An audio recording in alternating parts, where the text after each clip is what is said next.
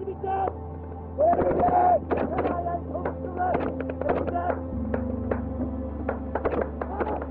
the final seconds leading up to the moment when I initiated the ambush, my emotions were primarily fear, a sense of being caught up in machinery that I could not control anymore, a sort of inevitability, and rising panic.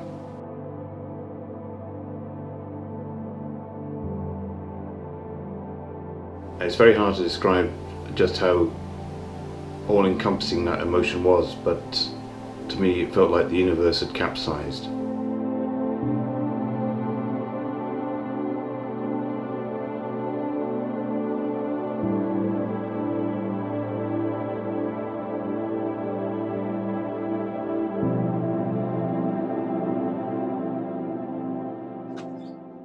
Andy, how are you, brother? Hello, Chris. Very pleasantly warm, thank you very much. Yes, in Ibiza. Yes, my home. I don't like to say that, but I do say it too often, unfortunately. I suppose it could be called showing off. But I'm not a party animal. You know, I've only ever been in one of these nightclubs once, and that was to blow up 5,000 balloons. I was working for 10 euros an hour then. And you know what? They burst a lot.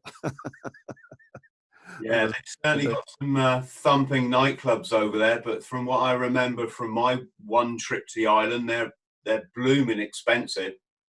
Oh, yes. Yeah, you need money if you're going to come here for that kind of a holiday.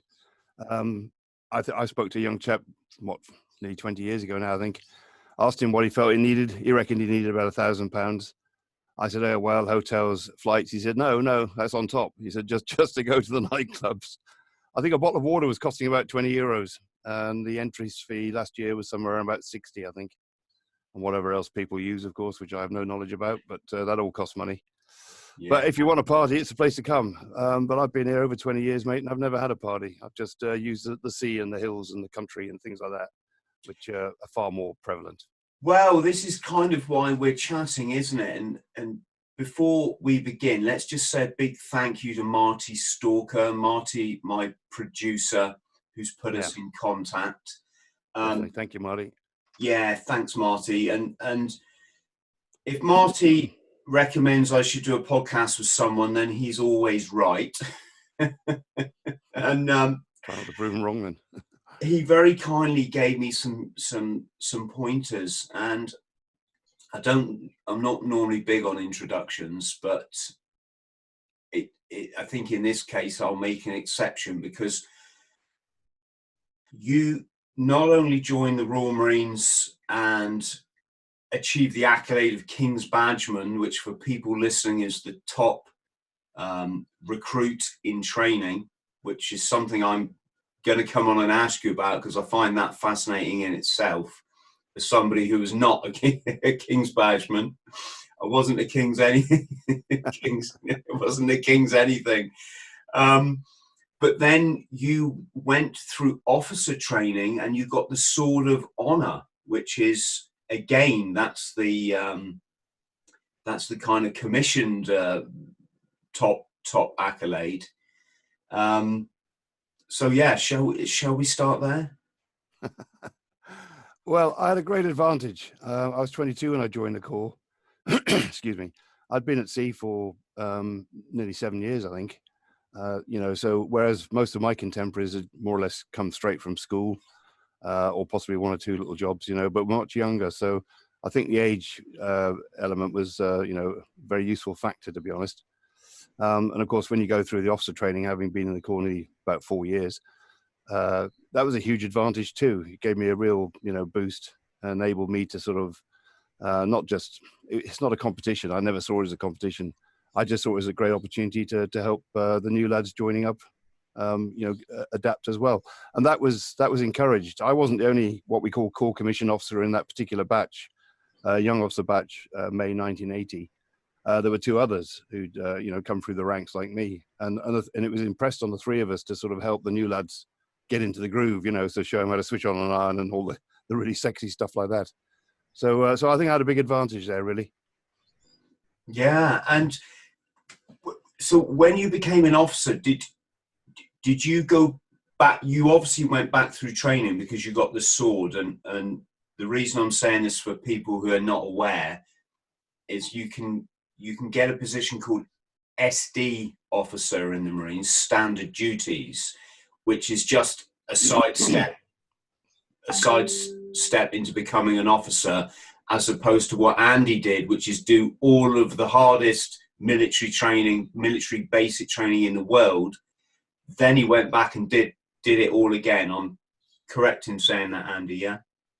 Yeah, just put you right at one point there, Chris. SD officer stood for special duties, and the only people who were eligible to do that were men who had been substantive sergeants for 1 year. The whole system's changed now, and they've opened up the opportunities for SD officers as well. So they're much more in line with what I did, which is called the general list officer route. I was on a short service commission, which was 8 years.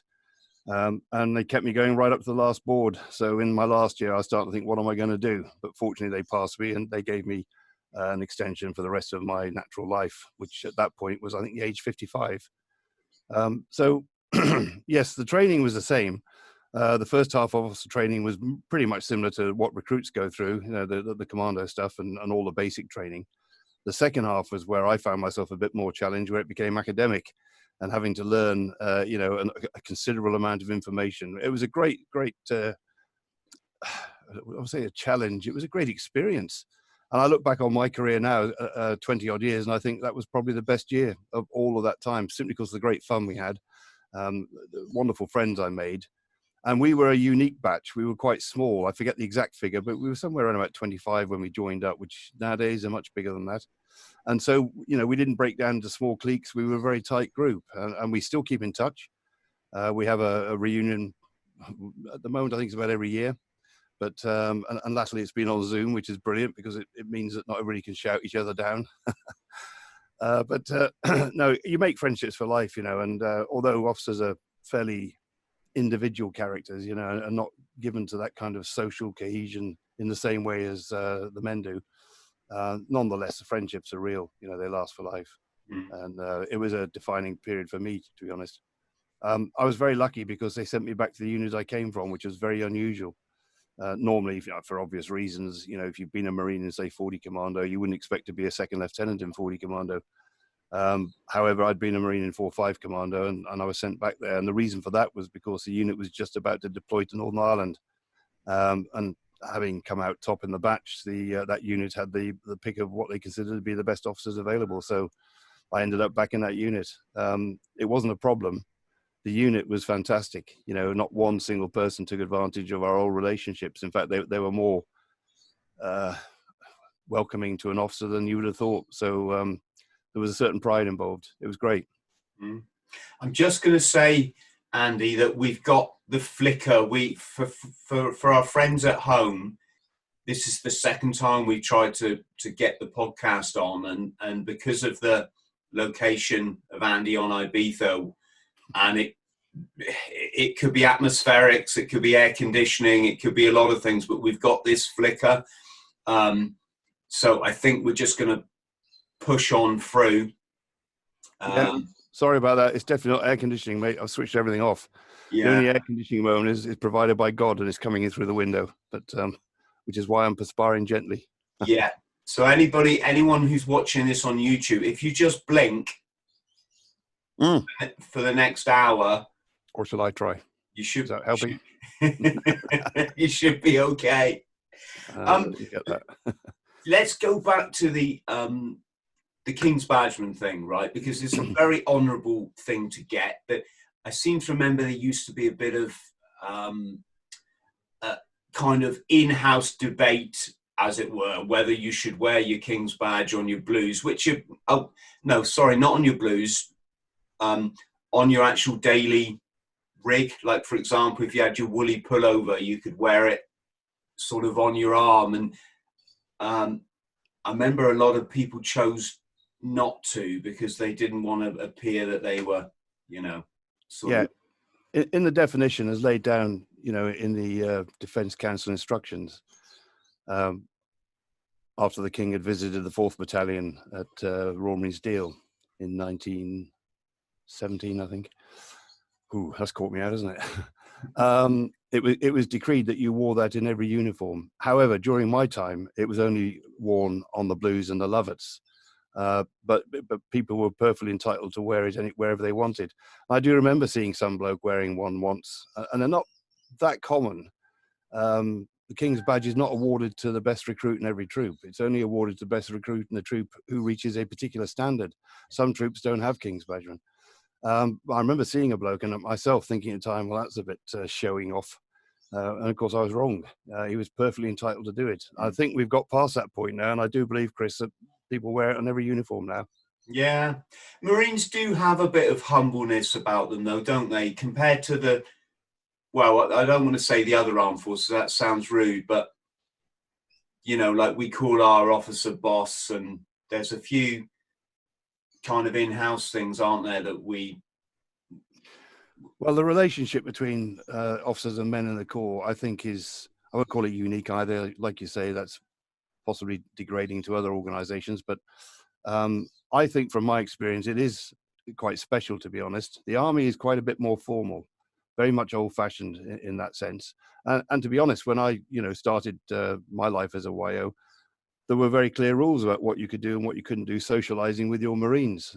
You could have a drink with them, one or two possibly, but not much more than that.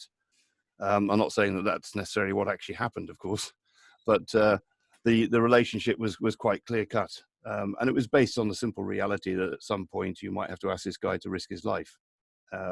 If you remember the section battle drills, if you were under effective enemy fire and you couldn't identify the fire, then one of the last options was to order somebody to stand up.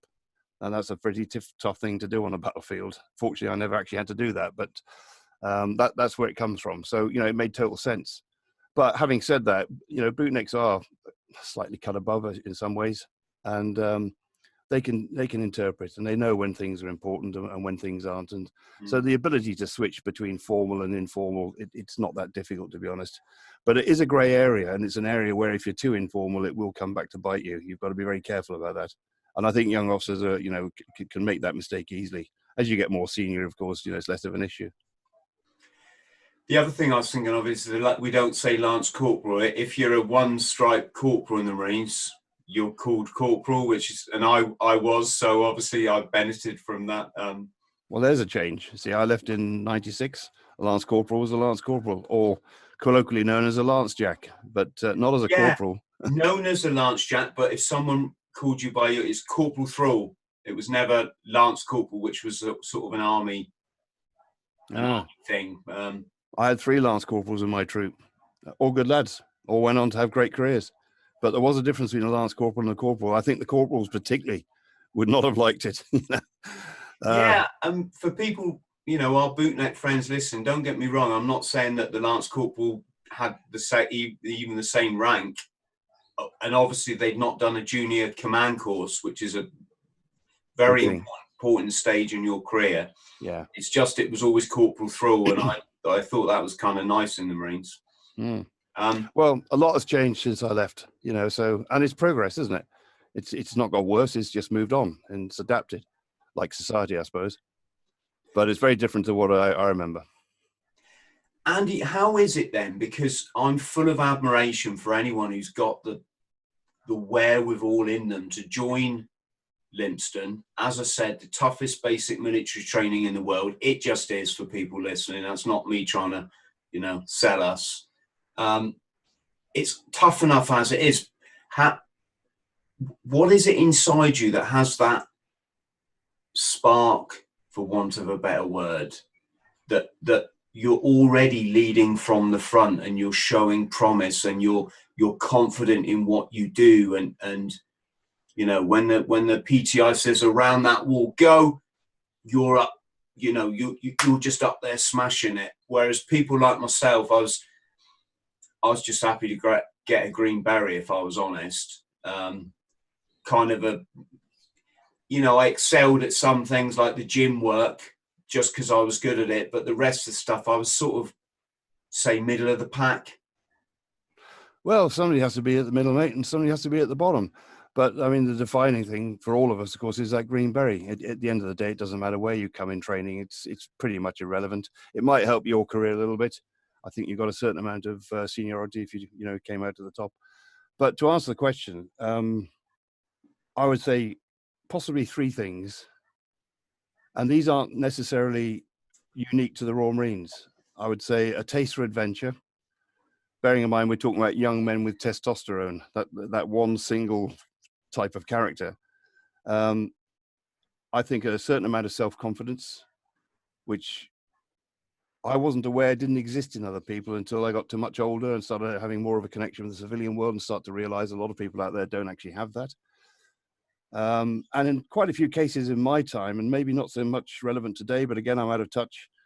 The simple fact that a lot of blokes didn't have a family. They'd either come from, orphanages or abused backgrounds, and they were looking for something. They were looking for more than just the adventure, the fun in the sun with a gun sort of thing.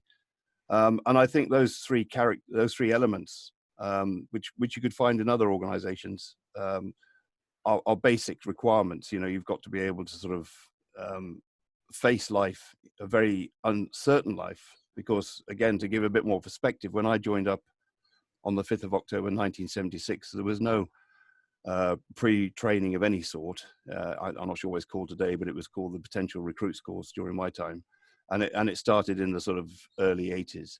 There was no pre-training whatsoever. You just arrived at Lympstone and got on with it. And yes, of course, it was a bit of a shock. But I think because of the upbringing I'd had, and this is probably true for all of us, in one way or another, I had a very privileged upbringing, but it had its own challenges.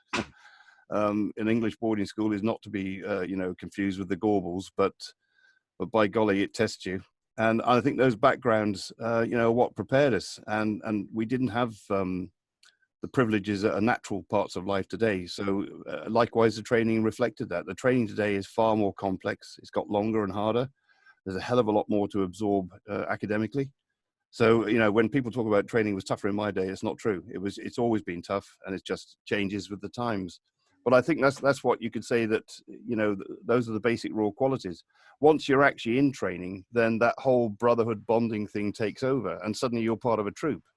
And even more relevant, you're part of a section, and you're living in a room with, say, 5 other blokes. I forget the exact capacity. I think it was 8. And you become very close. And you have the common enemy, which of course is the training team, applying the weapon, which is the training syllabus. And it doesn't matter whether it's in the gym or on the bottom field or crawling across the River Exe at low tide. It makes no difference. Wherever you are, you have that common threat, if you like. That's the wrong word to use, but you know what I mean? We're all pushing against something. And until you click and realize, go with it rather than fight it, you don't quite get into the groove. Once you make that decision, and some people make it quite early, I think I did, then off you go. And you just do your best, basically. And somehow, 6 months later, you're at the end. I remember the best advice I had was just take it one day at a time. Don't think about next week or next month. Just take it one day at a time. And suddenly 6 months has gone by. So, and I think that because it is, or was, and probably still is, the longest basic military training anywhere, it elevates you to that feeling of that status. You think, well, yeah, actually, I'm a cut above the rest. But the humility side of life is a very important element too. And that was emphasized. Don't go charging around with a green beret on it, showing off and bragging and all that sort of thing. That's not what the Royal Marines are about. And humility is definitely a part of the character, I think. And that's one of the things that attracted me to it. And I think it's still the case today. Did you dig out, as we used to say? Did you dig out for the King's Badge, or was it just a byproduct of you being a good recruit? Well, I can only speak for myself. There was a King's Badge board, and this was about a week, I think, before the final pass out. And there were 3 candidates, of which I was one. And I cocked it up totally. The Sergeant Major briefed us on what was going to happen. My name was shouted out. The door was opened. I was ordered right turn, quick march, or recruit short tension, that sort of thing. Left wheel, and that was the last command. So I marched right past the King's Badge board in one of those big lecture rooms in the Puzzle Palace. I ended up marking time in front of a blank wall because nobody ordered me to halt. The Sergeant Major, they all had a chuckle at my expense, and I don't know if that helped me or not, but I think the slavish obedience to the last order was probably the thing that got me through. But apart from that, up to that point, it had not occurred to me. And I wasn't informed about who was getting the King's Badge until our troop commander, Lieutenant Bob Fletcher, who was a great troop commander, still around, lives in the West Country today. I remember. Yeah, I had great privilege of working for him later on when I became an officer. But you know, he informed me as we were marching onto the parade ground for the final parade, and that was so, you know, half an hour before I was actually presented with the thing. Wow. And when you rock up at your unit then, and as you said, it's the same one that you served in as a Marine. How did the lads treat you? I mean, did they come up and call you sir, or is there some sort of unofficial, like, if I knew you before, you can call me mate, or No, is nothing like that at all. As I say, it was maybe by today's standards, and again, I'm out of touch. It would seem very formal, but to me, it seemed quite natural, and to everybody else. You know, I'd been a Marine in the unit for 3 years plus, and an officer's an officer, simple as that. And I mean, majors were gods. We've all come down one click. Around about the time I left the Corps, they changed the rank structure a bit. But the colonel was just somebody, you know, you never saw, and the RSM was the person you feared most, or his dog. And you know, there was very clear-cut lines. It wasn't difficult. So when I arrived back in 4-5, it wasn't something I had to prepare for. It just felt very natural to me, and I had made that transition because I'd had a year of training. Everybody else accepted me for who I was. Not one single person called me boss or Andy or anything else. Everybody just carried on as normal, which is you salute, good morning, sir, whatever you got to do, you know.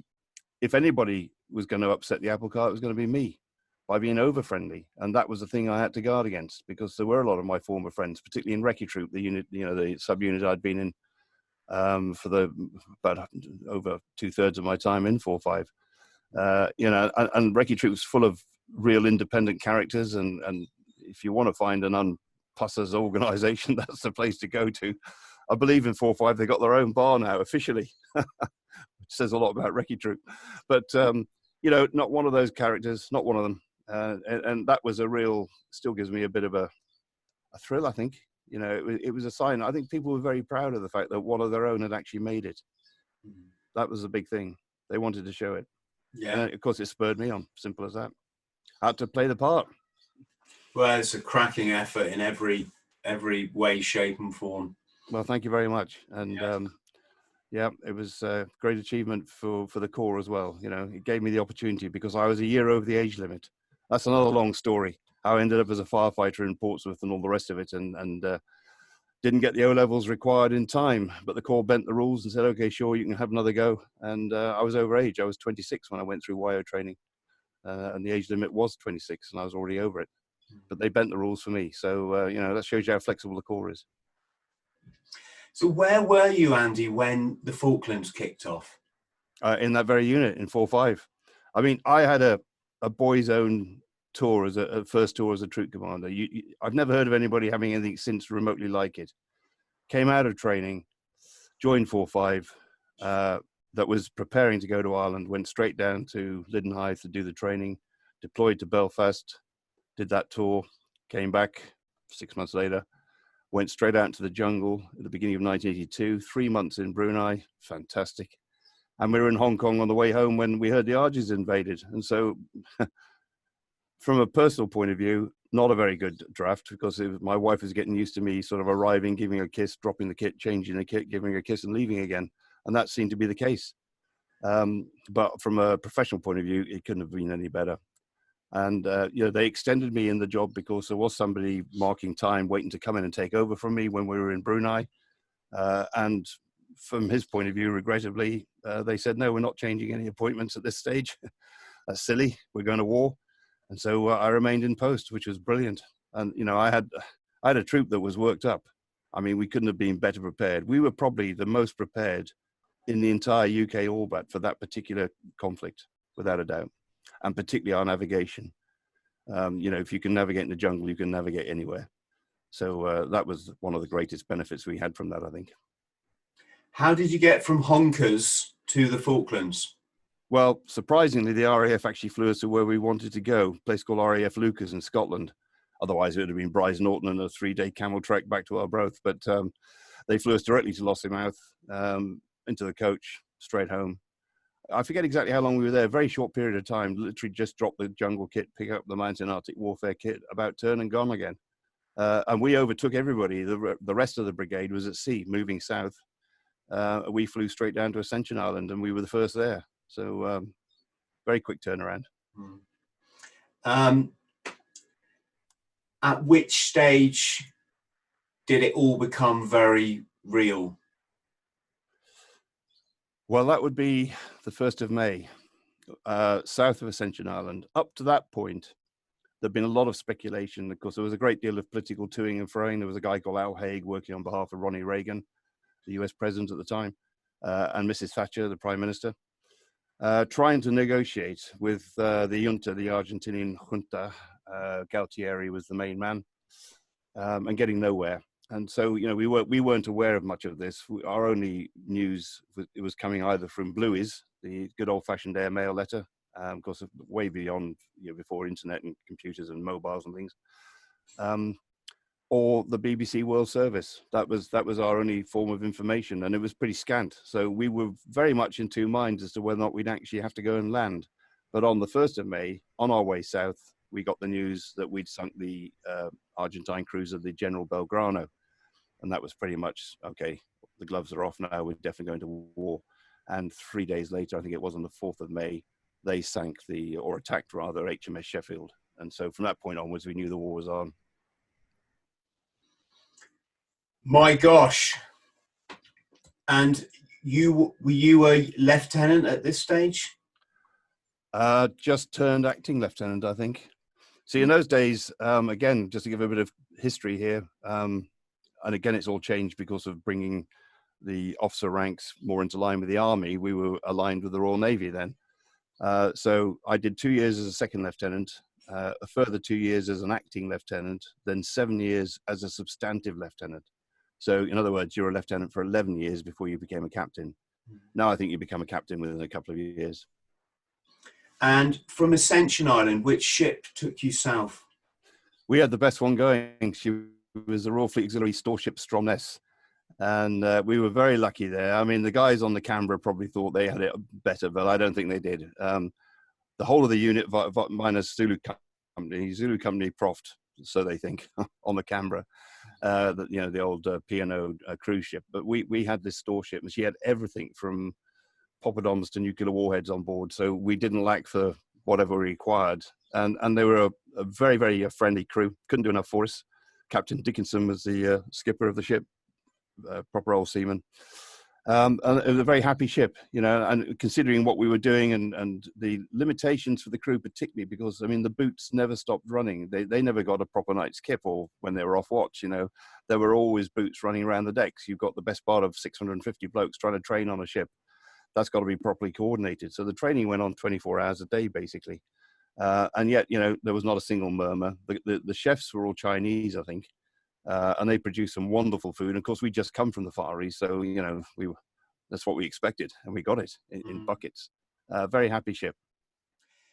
A point's just come to my mind, Andy, that if you're a skipper or troop commander, or even any commanding officer, there's an enormous other, I don't want to call it pressure, but another factor here that you don't have if you're just a Marine on the ground, right? As in, the skippers don't, you know, they don't want to lose their ship, do they? With responsibility is what you're talking about, I think, Chris. Well, absolutely right, mate. That's what comes with the job, doesn't it? And that's true of any position of responsibility from Lance Corporal upwards. If you want that responsibility, that's why you go for, you know, the training to get the opportunity. When you finally get that weight on your shoulders, well, again, it depends on, I suppose, circumstances. I'm jumping well ahead in the story here, but a contemporary of mine, who I won't name, but he knows who he is, and he's a good friend, who was supposed to be taking over from me, never got the chance to do it. And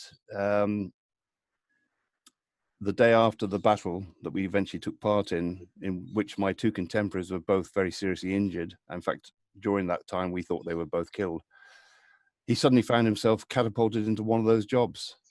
And then he got the order to attack a thing called Sapper Hill, which was the feature just outside Stanley. It was the very last, you know, hill to take, and it was more of a flattish sort of common than a proper hill. having only just arrived literally in the unit that morning, not knowing anybody in the unit personally. But even worse than that was the fact that during his officer training, somehow or other, the training team hadn't got it right, and he'd never actually conducted a troop attack. So the first one he was going to do was for real. Unbelievable, isn't it? Fortunately, on the way in through a minefield in broad daylight, all of us not looking forward to this, the enemy surrendered. And so he never got to do his troop attack. Yeah, But, this was Sapper Hill, right? That's right. But Yeah. that's responsibility, mate. That's what we're talking about here. The weight of that suddenly, I can't even think of an example worse than that. And that guy's name's Nick, my friend Nick. He knows who he is. When he told me that story, I was flabbergasted. I thought, bloody hell, I didn't realize that, Nick. Yeah, I should just give a shout out here to a good friend of mine, Russ Berriman. Russ, I've got the shirt on, mate. So Russ, that's who Dirk is, right? Sorry, shouldn't have said that, should I? No, it's fine. But lovely, lovely man, gives me no end of support, brother Bootneck, and he was recruited towards the end of the conflict for that mission that you've just said, and almost like as the choppers were going in, the white flag was flying over Stanley, I think. So I was told, yeah. So let's go back to the beginning, because this is just, I mean, one of the things Russell said when we did our podcast was being with 40, he never actually got to do a troop attack, which is, let's just say there was enough to talk about in what these guys did go and what they went through was just enough, not just for one podcast, probably about 10 if I was honest. But you're the first person I've spoke to on air, so to speak, that actually did put in attacks on the mountains. Can you tell us how it was going ashore at the start? Well, D-Day, the 21st of May, our big D-Day, one of those memorable occasions. Exactly as you'd expect, I suppose. But the thing that stands out in my mind, the two ends of the spectrum, if you like, on the humorous side, there was a guy in 4-5 called Blue Novak, who went through training in the troop before me. Now, to go back to training, as you probably remember, if you know anybody outside your own troop, that's pretty rare because you're so focused on training, you don't really see anybody else. Well, he stood out so much that everybody going through Limpson knew Blue Novak. He was a genuinely unique character and a core comedian par excellence. And I've never come across anybody quite like him since. When we were at assault stations, you can imagine what it was like. The lights were red, very tense. We were carrying everything. We were going ashore with kit we'd never carried before. It's no exaggeration to say there was nobody carrying less than 100 pounds. And in many cases, much more than that, the radio operators, the mortarmen, machine gunners, and so on and so forth. In fact, we went ashore with 2 Bergens. And so there we were at assault stations in a ship that wasn't designed for it. So the corridors were too narrow. We were crammed in. We were all sweating profusely, waiting for a L hour, as it's called, when you go over the rail and start the landing. And there was a famous reporter called Michael Nicholson on board, and he was coming up through the ranks, as it were, with his tape recorder, and he spotted Novak. Now, Novak was 6 foot plus, with belts of ammunition around him, Bergen on his back, fighting order, SLR. We were carrying 66s, 81 millimeter mortars, crikey, the lot, basically. But over all of this, in this red light, Novak had this enormous great bra, and it just shone out, this white thing, about as untactical as you can possibly get. And Nicholson had to stop, and he said, he was chuckling, he said, I've got to ask you, he said, why are you wearing that? He said, I've heard they don't shoot women, sir. that was Blue, right? Well, an incident occurred, I believe, on the Norland. I think a para had a negligent discharge and shot himself in the foot or something of that nature. So the whole landing plan collapsed. By the time the landing craft got alongside us, it was already daylight. So what had originally been worked out, scheduled, so many companies and so many ships, that all went over the side, and we just all piled in. It was a melee to get into this thing and get off as fast as possible. Because we'd heard about the Exocet threat with HMS Sheffield, of course. We couldn't wait to get off the ships, but it was broad daylight. The run-in was very, very tense. When we heard the first helicopters, there were people saying, is it one of ours? And there were people starting to cock weapons till some sergeant major at the back screamed out, stand still, and all this sort of thing. When the ramp finally went down, to our great relief, there was nobody there. And we just walked off and staggered off, to be more accurate. I mean, had that been an opposed landing, there's no question about it. It was just impossible to do. It wouldn't have happened. We'd have all been destroyed. Anyway, we staggered off onto what was called Red Beach at a place called Ajax Bay, which is where the old meat packing plant still stands, I think. And this also became the brigade maintenance area. So all the kit was coming ashore here. Well, according to our orders, it was very straightforward. We just yomped up the hill, went into a defensive posture, got the kit off and started digging. But at some point between the ramp and getting to those trenches or potential trenches up the hill behind the meat packing plant, this red aircraft flew overhead. It was a jet, and it just came out of nowhere, and it was like a bat out of hell, and nobody reacted.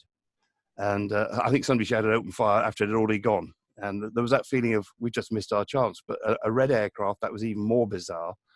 It turned out to be an Air Mackie trainer that had been sent up from Stanley just to confirm reports that there was something going on over here. Of course, the pilot was unaware of the thousands of troops underneath him. He was using the hill for cover, looking at the ships out in the Sound. So he had a lucky escape, and we didn't get to fire a single shot. But when the next aircraft turned up, by God, did it take off. Every single weapon, including the adjutant, who had a bloody six-shot revolver, were firing away at this thing in the aircraft. And of course, it was hugely dangerous to all of us. There was stuff landing from the ships, the Chinese manning the pom-poms on the LSLs. There was just guns going off and missiles and everything else. And it felt like a carnival. It was just, we were still in that peacetime mentality. We'd got off the ship, so a huge sense of relief. We'd got ashore without being fired at. And now we can shoot at these things in the sky. It was mayhem. It was what 4-5 does very well. But it wasn't to last. Just, you talk about digging in there. I think for people who weren't there, it must be impossible to comprehend just the physical nature of what you went through. I mean, it's cold down there, it's miserable. Every time you stop, you've got to dig either a shell scrape or a trench. A trench is a whole thing in itself. I mean, that takes 2 days to dig. It's exhausting. Then you sit in it and you are cold, miserable, wet, tired, hungry, fed up, wishing you could just go and put a normal kettle on and make a normal cup of tea in front of a fire somewhere. And that was just me in training. I mean, well, of course, by the time we were deployed, there were very few people who just literally come out of training. There was one guy who I believe was 17, who literally just come out of training. So, but training's training. I mean, by the time you get to the end of training, you've forgotten about the kettle and mummy's nice kitchen and all that stuff. You're perfectly capable of handling all this stuff. Digging trenches is hard. My best experience was a week in 40 Commando trying to dig in the command post, which we failed at on Dartmoor because we found the bottom end of Mount Kilimanjaro and we couldn't blow that up. But SF trenches, GPMG, SF, sustained fire, that took about 4 days on a place called Concrete Hill in Sennybridge. But the young officers I trained in the 90s, they dug some fantastic trenches on Salisbury Plain, proper trenches as per pamphlet 45, which took best part of a week. You certainly go without sleep for long periods of time. It is training, absolutely right. But I mean, what fantastic training, if you can get through that, you can get through anything. So I mean, the trenches we dug up there were just like anywhere else, hampered by rocks and wet, of course. You're constantly bailing out with a mess tin. It's much more comfortable to sleep out of it than it is inside. And, the stuff we were given, the kit individual protection, which is a piece of plastic to stop bombs coming through. You have to laugh at all this, don't you? You get used to that, but it's not comfortable. No, definitely not. But, your mind is focused on something else. The mundane aspects of life don't even register anymore. The yomping was a wake up, which, you want to talk about that. I'll talk about yomping in a minute, but living in a trench is it's just normal life, really. What felt bizarre was things like zeroing the weapons, not being on the range, not having a platoon weapon instructor telling you, giving you orders and that sort of stuff. Literally just putting a compo tin on a rock 100 meters away and trying to shoot it. And then discovering some blokes having a dump round the back. I mean, that was what was bizarre, apart from the air show. I mean, the air show was the real event of that week. That whole week, we were there for a week in those trenches. And I think that was part of the gradual change from peace to wartime mentality. Initially, seeing an aircraft hit by a missile of some sort was great cheer and excitement. One of our gunners actually shot down a Mirage. The gunner was protecting a Rapier, which is a proper anti-aircraft weapon. But the Rapiers didn't handle the sea voyage very well, and they couldn't calibrate them or something, or the gyroscopes wouldn't work. And the poor old Rapier operator was very frustrated. His kit wouldn't engage, but the gunner with the GPMG shot down a Mirage. And you know, that was, without realizing, you're making that switch, that transition. Some of us had been to Northern Ireland, probably the bulk of the unit actually. But the contacts in Northern Ireland weren't anything like they've been recently in Iraq and Afghanistan, nowhere near that level. So not everybody had been in a contact. So for a lot of people, for the first time, this was the actual first time you let them rip. And, you know, it's a great feeling. It's what you've trained to do.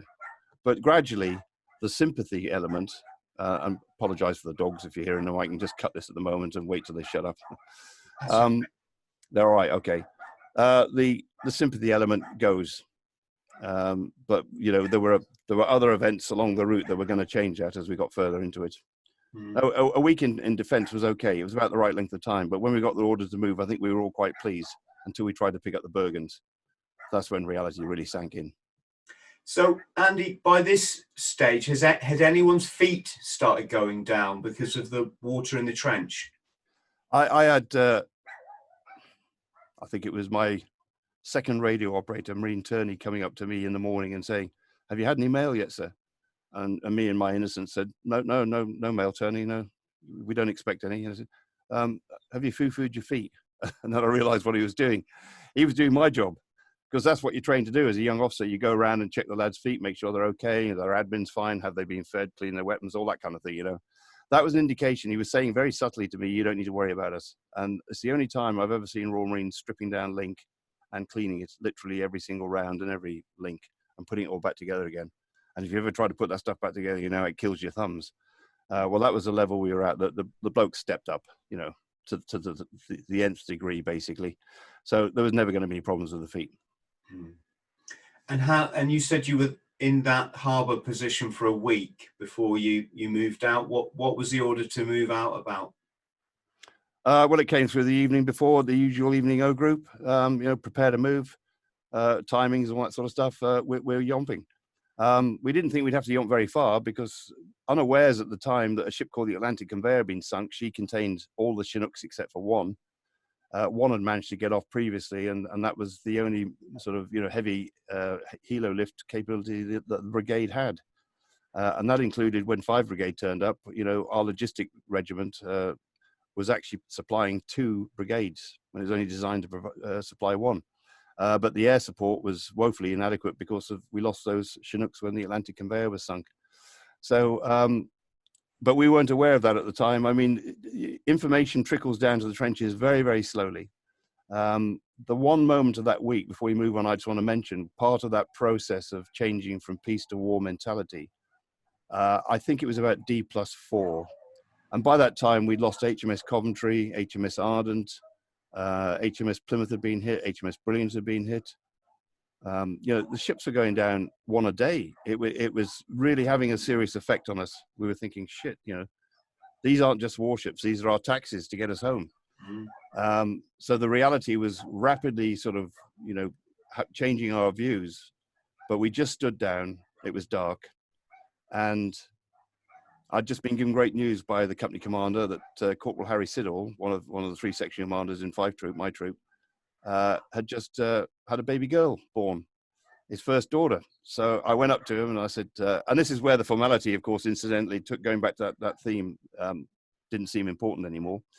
And I just shook him by the hand. I said, "Congratulations, Harry, you've just had a baby girl born." And almost as I said that, HMS Antelope blew up right in front of us. And that's one of those iconic photographs. And I hate using that word because it's so much of a cliche now, but it truly was an iconical photograph of the ship blowing up. And we've been aware that something wasn't right because we'd seen a thin column of smoke coming out during the day, you know, rising from it, knowing that doesn't look right. But we weren't prepared for that. And that changed the whole tenor. I don't think anybody turned in that night. We just stood there and watched the ship burn. And we were unaware that they'd already got the crew off. But unfortunately, the EOD guy was killed, and I think his Oppo lost his arms. Staff Sergeant Prescott, if I remember rightly. but we didn't know that. We just assumed that the whole crew had gone up with it, you know. So, I won't say morale ever got to rock bottom, but we certainly got to a couple of points where it was about as bad as it can ever get, which we'll come on to. Yeah, gosh. So you set out on this Yomp. Where are you heading? I had the great privilege of leading again, you know. I mean, because of my age, I was now 28, and my background and everything else, the CO just, you know, decided, okay, sure, you're going to do all the work, which is great. I was thrilled. I really was. Are you sure he didn't want you to, in case there was landmines there or something? Well, actually, the anti-mine training was pretty scant. You know, it was the DMS boot and the putty, mate, and good luck. But we yomped off the landing craft and straight up a hill, a place called Port San Carlos, and that's where the reality sunk. You know, the Bergens were massive, and it was just a very slow breathing out your backside sort of plod up the hill. My order was to go to a building called New House. I can't remember the precise distance now, but I would say less than 10 miles away. But over that country, there were no roads, no tracks, nothing. It was just rough country. It was very, very hard going. The navigation wasn't difficult because although there are no features worthy and certain sections of the map were just blank and with the words cloud obscured written on them. So there were no features whatsoever, no contours or anything. What there was were the fences, and there are no trees in the Falklands outside of Stanley, the Port Stanley, the capital. But there are the fences, and that you can rely on them. So that was the one aid which confirmed where you were. Otherwise, it was bearing and paces. And as we'd just been doing that for 3 months in the jungle, that wasn't a problem. That first day was a real eye-opener. We kept going through until last light. We stopped for a scran. I remember us all leaning against the fence, and the fence went twang, and we all fell over backwards. We were like dead ants. We couldn't get up. It's the only time I've actually seen people having to lift each other up. You know, you couldn't put this Bergen on and get up. And you certainly couldn't stand up and put it on. You had to lie on your back, roll over, and somebody had to help you up. And the other taboo which we broke was never lean on your weapon. Well, it was impossible not to do that, you know, and guys were using these as a kind of crutch, really. We stopped for scran, and then the order came, carry on. And so we did. And we found this, we never actually saw the building. I stopped at 3 o'clock in the morning where I thought we were supposed to be. It was a huge swag. I mean, I was navigating, obviously, but there was no way of confirming it. And it wasn't until the following few hours later when light came up that I saw the building. I thought, oh, pretty good, sure, not bad. But that first night we were drained, utterly, totally drained. So much so that we just went in a huge circle. So you have 650 blokes in a massive circle. How accurate, I have no idea because it was dark. And didn't even bother putting a bivvy up. Of course, bivvies need trees. That was one thing we'd overlooked. So the bivvies were pretty amateurish, but didn't even bother with that. And of course, predictably, it rained. And so the sleeping bags got soaking wet, which meant they now weighed 3 times what they weighed before. It was an admin disaster. And at a stand to the following morning, there was that sort of bleary-eyed reality, you know, oh my giddy aunt, where's the Chinooks? There aren't any Chooks, carry on. That's how it began. It's crazy to think that my tent now, the one that I ran the length of the UK carrying, that was something. It weighs like less than a kilo or something, Andy, and that tent I've got weighs less than just the poncho itself. Technology. Yeah, it is. It's amazing what you can do with kit now, isn't it? That's right. So true. And very easy to forget what a real weight is. I recently put on a 45-pound Bergen just to sort of get myself out of lockdown mood and discovered how tough that is. I thought, oh my God, I've lost it totally. So, yeah, to consider those weights now and over that ground. And well, the weather wasn't really an issue. And to be honest, you know, I really feel that to a Royal Marine, weather is not an issue. Weather affects operations, but it doesn't stop them. And, you know, you just make allowance for it and carry on, basically. We didn't have any of the Gore-Tex stuff that we got today. The waterproofs we had were called Pusser's tea bags. You were actually wetter inside them than you were outside because of perspiration. They didn't breathe. So you just got used to getting wet. You had 2 pair of socks, one on your feet, one on your shoulders, drying out. And you just swap them over. We did that for a month. I don't remember any issues from that either. There was living in the field is very basic, and yomping is even more basic. It's the most popular form of transport the MOD has because it costs virtually nothing. And on this particular yomp, they saved money because they didn't feed us for 3 days. So they made a profit on that yomp. But and that's where the green beret really comes in. I mean, you can take any averagely fit civvy and take him down to Livingston and run him around the endurance course or whatever. You know, they can do it. Of course they can. That's not what it's about. This is what it's about when it comes down to the reality, when you've got to carry this enormous weight, when you have got no support other than your oppos. And even that started to wane. And, you know, you don't get even the basics. You don't even get fed, and you haven't got a proper sleeping bag. Then you really are down to steel guts, if you like, you know, grit. Have you got what it takes in your character, not in your muscles, in your character? That's what really matters here. So, a very good friend of mine, Andy, a chap I've known for a number of years, was in 4-5. I won't say his name for personal reasons, but he told me some stories that are just, God, they make you so proud of the Royal Marines, and on the other hand, they're so awful. I mean, when he describes some of the Yomps, like if you couldn't keep up, he said they just, your oppers had to sit you down, give you a bit of ammunition if they could spare it, and just hope you got picked up by a passing helicopter, perhaps, or yeah. Basically, what I'm trying to say is they're leaving you to die if you or get captured by the Argentinians, or just die of hypothermia. Well, on the second night, as we were approaching a place called Douglas, recce troop, who were well ahead of us, obviously doing their job, had pinged an enemy position on a hill on the far side of the river, and suddenly we went into an assault. So we weren't carrying the Bergens for that.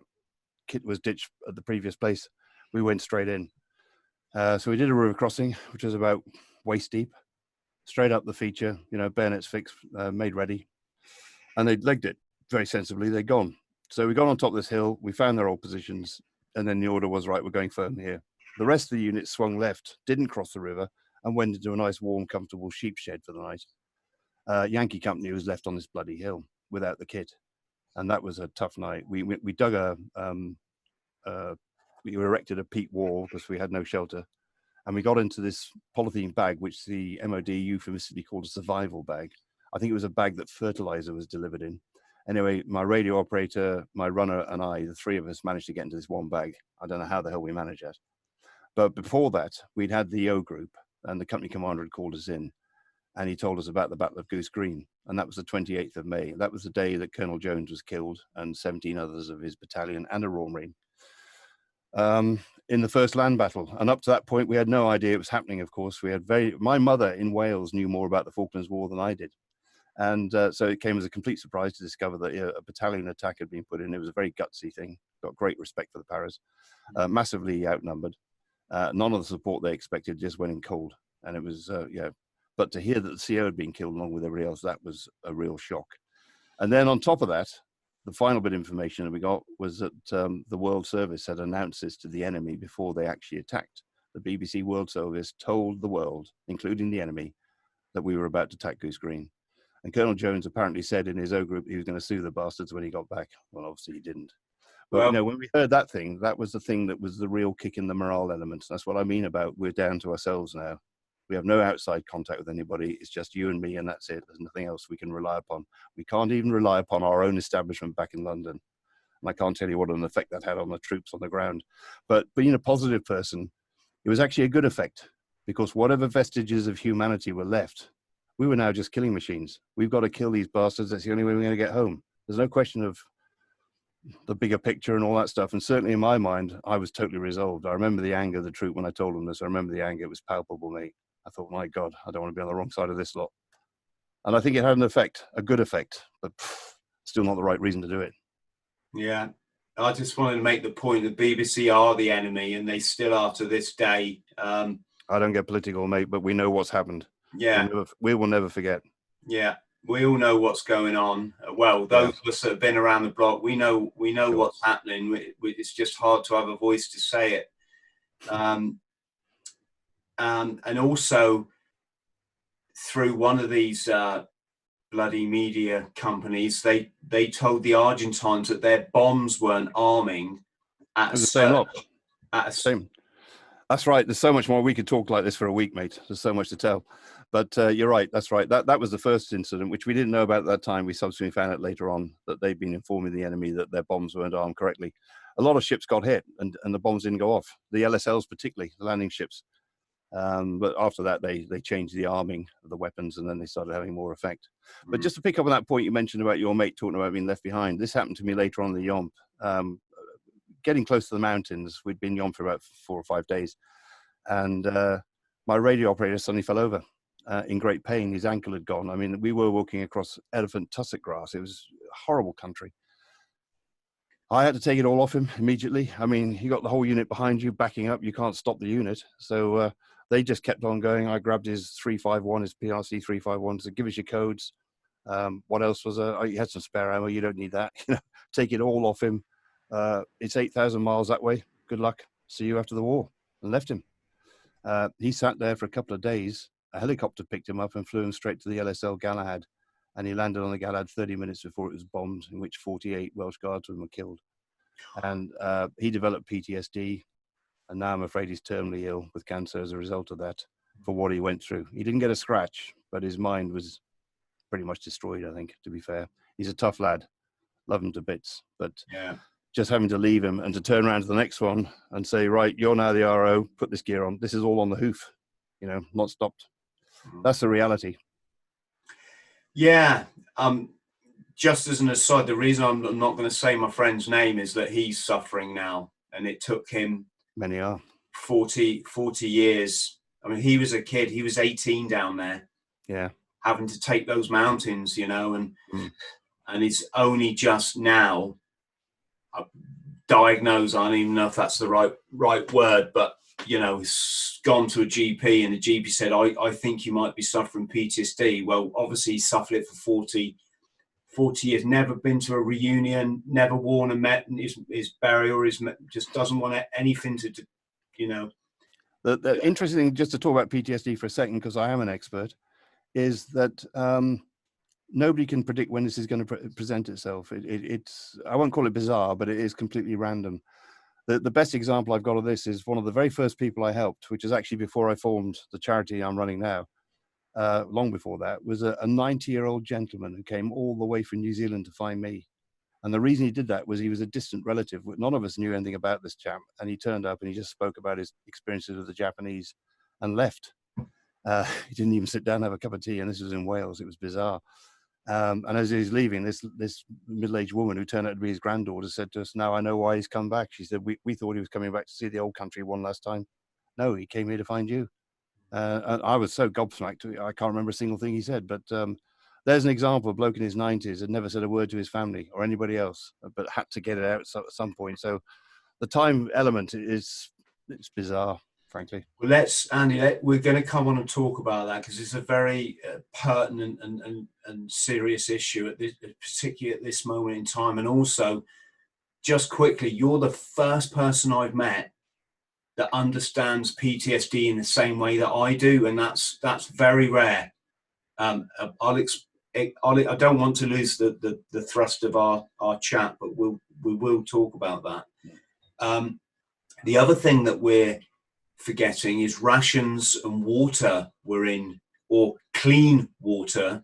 Obviously, it's all around you, but it's in short supply, and a lot of the guys developed dysentery. Is this correct? There were cases. I didn't see it myself or fortunately suffer, but I did hear of people. That's right. I don't want to malign anybody and say it was down to poor hygiene, because without evidence, it's wrong to say anything. But we were warned about the liver fluke possibility with the water drinking, the local stuff. There was no shortage, obviously. Being an economy based on sheep farming, it's not surprising there's bound to be something floating around. But, given the amount of rainfall, you think, oh, come on, we're not drinking out of a puddle here. We're drinking out of running streams and so on. And, of course, we've got the sterilization tablets, which, taste like a swimming pool. It's quite nice, isn't it, once you get used to it? I think the dysentery might have been a combination of things. And, of course, in a unit of 650, you're bound to get some problems anyway. It's inevitable, isn't it? So combination of factors, basically. But we ignored the liver fluke thing. And I think just drinking more alcohol sort of solves that problem. So we were quite good at that sort of thing. The food side of life, well, yeah, we didn't get fed for about 3 days. And that was a really interesting element as well, because it makes you search yourself. I mean, are you really going to share your last AB biscuit with your radio operator or keep it to yourself? And that argument, when you've got nothing else to do on a Yomp but suffer the pain and stick to a bearing, it's surprising what you occupy your mind with. And that became a big issue in my head was, you know, should I give this to Robson or should I eat it myself? I know he's got less than I have and all this sort of thing. Yeah, it tests you. But back to the green berry again. You know, at the end of the day, you've just got to get on with it, frankly. We were all like whippets. I look at today's Royal Marines and their muscle bosuns. I mean, they're fantastic looking physiques, but we were just whippets, mate. We had nothing on us at all. We were completely spare. Proving you don't need muscles. That's the only muscle you need. Yes, exactly. What, which was your first attack then? Well, the first attack was the event. We were attacked by aircraft. And actually, well, let's put this into context. When we completed the Yomp and we got up into the mountains, a place called Mount Kent, we were on the what's called the reverse slope, i.e. the side opposite to where the enemy is, in dead ground. We stopped. And there was a huge resupply there. I don't know how the RSM had managed to do this, but he got ahead of the unit. And I remember him stood on top of it, Pat Chapman with his SLR guarding it and issuing stuff out as we filed past. We went into defense. We didn't dig trenches because the ground was impossible. It was all rock. So you kind of built sangers or got into nooks and crannies. It wasn't the conventional thing. Adapt, of course, as you always do. We had one night there where we got bombed by something. I believe a big bomb was chopped off the back of a Hercules, which was a near miss, funny enough. And the following night, I was told, right, you're going forward and you're going to set up independently, to harass the enemy, cause casualties and harass the enemy. That was the generic mission. It took 16 hours to move 4,000 meters. We had a proper Antarctic gale right on the nose, perfect cover for what we were doing. And on the way to this position I was looking for in the dark, which was just a spot on the map, we came across the position that the Argies had abandoned when the BBC World Service, warned them off that we were about to attack Goose Green. They left all their kit behind, which was a great prof for us. We got lots of onions and tins of corned beef and stuff like that. And we also found some operational overlays, which basically solved the war's problems with intelligence. That was a huge coup for which Corporal Hanna, who found that, never got any recognition. But anyway, we struggled to this place overnight and we set up a base in the middle of nowhere in the rocks. We had to keep below ground, as it were, during the daytime. But we had 16 hours of darkness, moving into the austral winter. Andy, could you speak up a bit? I don't know why we've lost a bit of volume. I'm just conscious of the people that will be listening on iTunes will be. Sure, mate. Yeah, I'll speak a bit louder. How's that? Is that better? That's much better. Yeah, brilliant. Yeah, perhaps I'm falling asleep. Well, I have heard this story before, you see. Not that I'm bored. No. Anyway, stop waffling. Let's get on with it. So there I was in this forward operating base in no man's land, well forward of the unit, 4,000 meters in front, with 3 para on my left flank, 4-2 commando a long way off on the right flank, and just the enemy. To cause the casualties, we just brought down fire missions. And it was a bizarre observation that once you dropped a fire mission, the enemy would go up and inspect the craters. I mean, you just repeat. It was unbelievable. I couldn't believe these people were so basic. By this time, of course, with everything that had been going on beforehand, we'd lost any kind of sympathy for the enemy. So there was no emotional connection with what we were doing. Let's put it that way. I think it's fair to say we were probably sort of two-dimensional, focused on the job, and that's it. By the way, I never take anything to war with me. No photographs or nothing. I don't have any mementos from home. Home stays at home and war's war, and you don't mix the two, sort of thing. During the night, we were doing these long recce patrols. That was our primary function, was to find out what was actually there. And it took a while because of the minefield threat. That was another mine concentrating experience. With no detectors of any sort, and the Argies didn't mark their mines, so we had no idea where they were or what they had. Or the only information we had came from Jane's, of course, the publication that deals with all the world's armed forces, but personal knowledge, very little. So, and also information wasn't filtering down from what had been learned at Goose Green at this point. It never reached us, so we didn't learn any lessons from what was currently there. However, at the end of that time, I was told, right, you're now going to conduct a fighting patrol onto the objective, which is this mountain called Two Sisters. And your mission is to find their mortar positions and to destroy them. Now, this is a boy's own task. This is exactly what you train for. This is what you've hoped for. But I don't want to give the impression that I was sort of leaping around for joy. It was actually a very sobering thing to be told, because the risk for it was very high.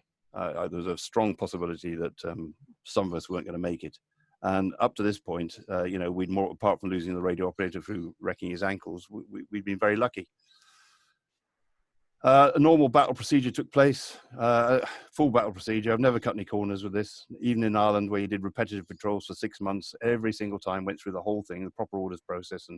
And this, of course, was the greatest challenge I'd ever faced. And I had the biggest command I'd ever had, not just in terms of people. I was 42, because I had 4 engineers attached to me whose function was to destroy their mortars. I had a section, 4 guys from Recce Troop who were going to aid us by acting as scouts. I had a mortar fire controller controlling a section of our own mortars. And I also had a forward observation officer who was controlling the entire gun line of 2-9 Commando. So I had a pretty awesome firepower.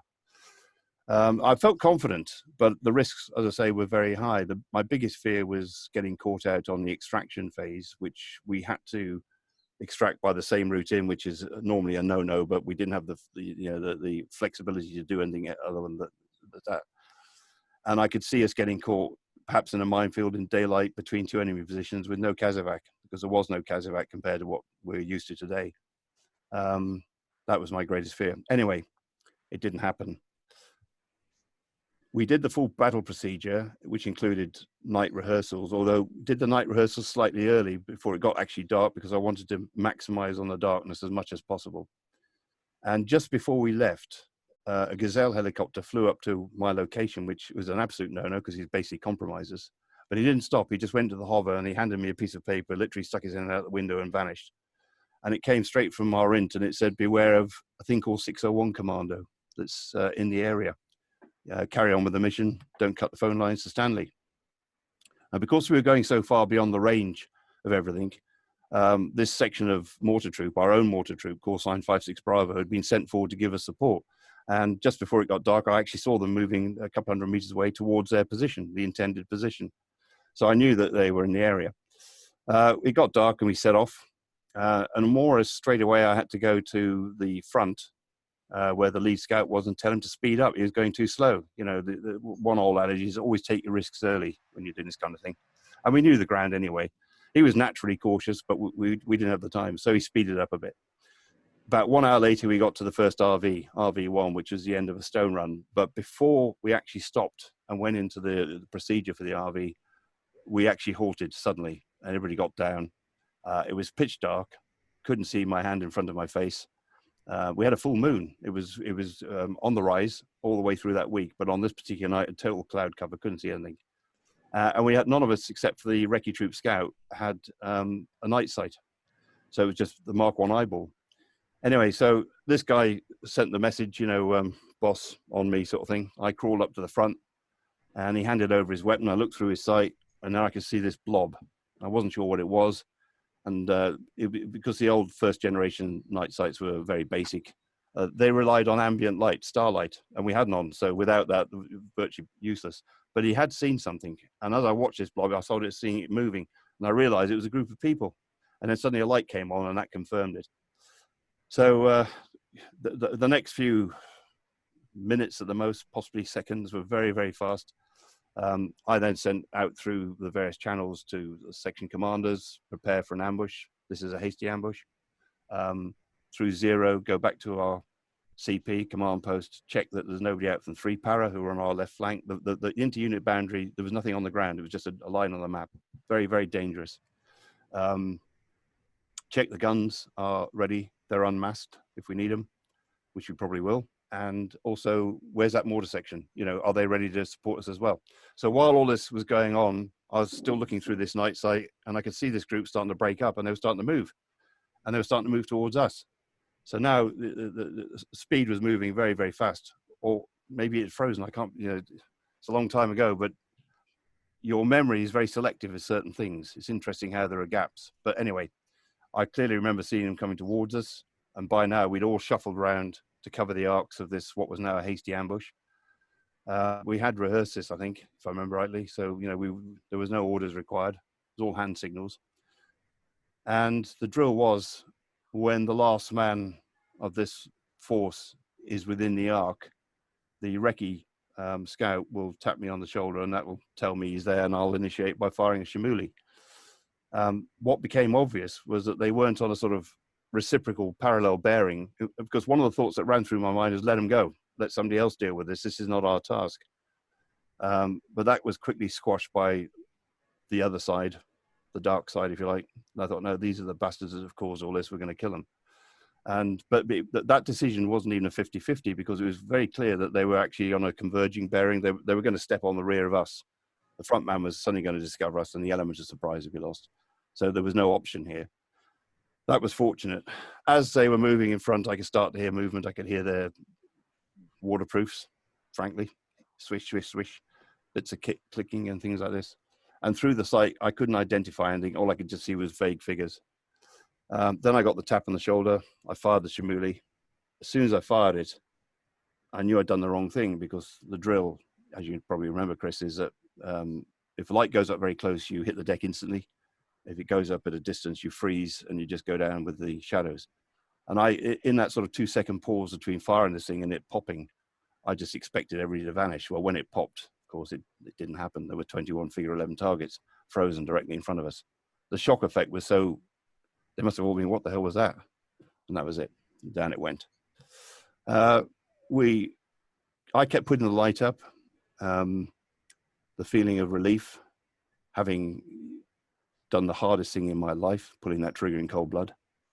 The great fear that this was the point section of a commando attack. There could be 650 enemy right here that I can't see. We're about to get rolled up. All this kind of stuff going through your mind, and it flashes through in seconds from one end of the spectrum to the other. It's incredible how the brain runs so fast, which is why there's sometimes confusion afterwards. And then a kind of feeling of elation. I could hear the screaming. We'd obviously hit targets. And that, incidentally, from a PTSD point of view, is why I could never cope with my daughters crying, because it's the same sound. And then I ran out of light, and it went dark, and all the firing stopped. And in that sudden, horrible silence, I heard a British voice shout, "Stop firing, we're 5-6 Bravo." And that's when I realized this wasn't the enemy at all. This was our own mortar section we just ambushed.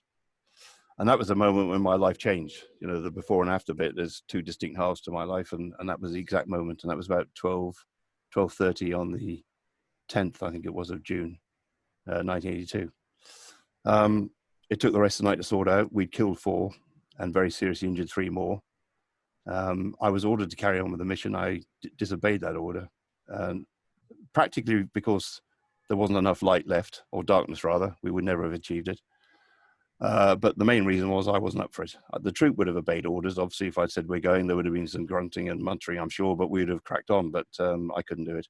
So we went back to the harbour, and I said to my troop sergeant, I don't want anybody on sentry tonight. I don't want anybody sitting here fiddling with the triggers, thinking about what's just happened. And I turned in. I'm sure he did the right thing, whatever that was. I've got no idea, but probably he just ignored that. And very short while after, a helicopter arrived as we stood down and took me back to Commando HQ for a debrief. All I met was sympathy. There was massive understanding. We'd unfortunately done the job very professionally. And unfortunately, our victims had made some mistakes. They basically got lost, or they'd rather overshot, to be precise. They weren't totally lost, but they weren't exactly where they should have been. And in that kind of situation, that is not the time to sort of mislead people. When asked were they on high ground, the answer was yes. In fact, we were all on low ground. I think they were fudging it. And they were moving fast in front of me because the realization had sunk in that we need them and they need to get to their intended position, which unfortunately they'd overshot, which is why they were coming from the wrong direction. So it's so easy to misread situations. And in moments like that, when you've literally got seconds to make decisions, you know, it's impossible. And a blue on blue is something that happens in every single conflict. And all of them have those kind of elements in them somewhere. You know, one little thing leads to something bigger, and so on, a chain of events that suddenly you're out of, you know, that you're no longer controlling. And that situation, I was definitely out of control. Once we'd initiated, that was it. So anyway, the debrief lasted about 15 minutes, if that. There was a lot of hugging and a few tears. And then the CO said, right, well, get back shore. The big day's arrived. Tonight we're going to attack. You know, you'll be getting your orders, stand by for that. And that was it. And that was the very last thing anything was ever said about that particular event. I went back to the troop and we carried on. How did they get the injured guys out? Well, as I say, it took all night. The elements that, well, just explain the whole thing. Once the shock had gone through, which actually that probably didn't go through that quickly, the horror sort of crept in, and then all the after effect. And I remember a lot of angry voices from my troop, people very, very angry. The lads that we'd attacked had vanished. Some apparently, I don't know if this is true, but I'd heard some had actually run all the way back, about 4,000 meters, and nearly got victualled up by their own sentries. I also heard another story years and years later of one guy that woke up the next morning and his hair had turned completely white. I say the next morning, literally a few hours later. Things of that nature. Well, I gave the sit rep straight away. The CO came straight on the radio and said, right, well, first of all round defense, obviously, he started talking me through what needs to be done, which was very useful. We need to find the kit. We need it. And we've got to deal with the casualties. Now, there was no CASEVAC, so what they had to do was ground load all the ammunition that was loaded onto a thing called a BV. This is a tracked vehicle, Swedish thing made by Haglands, I think, which we used in Norway. Great oversnow vehicles, not armored, just literally an articulated tracked vehicle. And that had to be unloaded. And then we had to send, I think we sent 3 blokes back to guide us through the rock runs. One of the features of the Falklands is unique geographical features, these stone runs. I still don't know why they're there, but anyway, they're proper obstacles, nightmare to get stuck in. And we needed to guide them up through that. Of course, all this is done in the dark. Now, at this point, we are under 3 para on one side, the enemy on 2 Sisters on another side, the enemy on Mount Longdon on a third side, and unbeknownst to me, our own OP from surveillance troop sitting on the forward edge of Mount Kent, we're underneath all of these positions, directly underneath them. They thought they were being attacked, so they tried to call a fire mission down on us as well. So we nearly had a double blue on blue, but fortunately somebody switched on and the command post said, woo, stop everything. Let's just work this out. I was any second expecting a hail of fire or at least artillery or mortars or something. Funny enough, nothing happened. And then it got bizarre. We had to line out with our torches and start looking for kit. Now, I can't remember finding any kit, and the guys in Mortar Troop assured me they never dropped any. But nonetheless, we had to make that effort. Eventually, the BVs got up to us, and the dead lads were put in sleeping bags and were put on the roof, I believe, and the 3 very seriously injured guys were put inside where it was warmer, and CASEVAC back through the system. And that was that was my end of my connection with them. So I don't know what happened beyond that, but what I do know is that everybody that got back to the field hospital where we'd originally started in Ajax Bay alive, everybody that arrived there alive survived, which is a huge accolade to the doctors there. You must have been in deep shock, I'm guessing. I went from one end of the universe to the other in a split second. Yeah. I'm not ashamed to say this. I was elated isn't the right word. I can't find an adjective to describe how you feel in battle when you've got the edge on the enemy, when you know you're killing him and he can't kill you. And I'm afraid this is not being melodramatic. It's a very black and white situation. It is a kill or be killed situation. You can't afford to think deeply about ending. You know, you are basically focused on the job. That's all there is to it. There's nothing outside of those parameters. You just get on with it. When your life's at risk, of course, that's wholly understandable. This is why everybody has tunnel vision in car accidents. You know, they don't see anything else, and why everybody's perspective is different as well. So 2 guys on a battlefield have completely different views of that battlefield, and nobody agrees. But in my case, the sense of disbelief was the first thing I remember.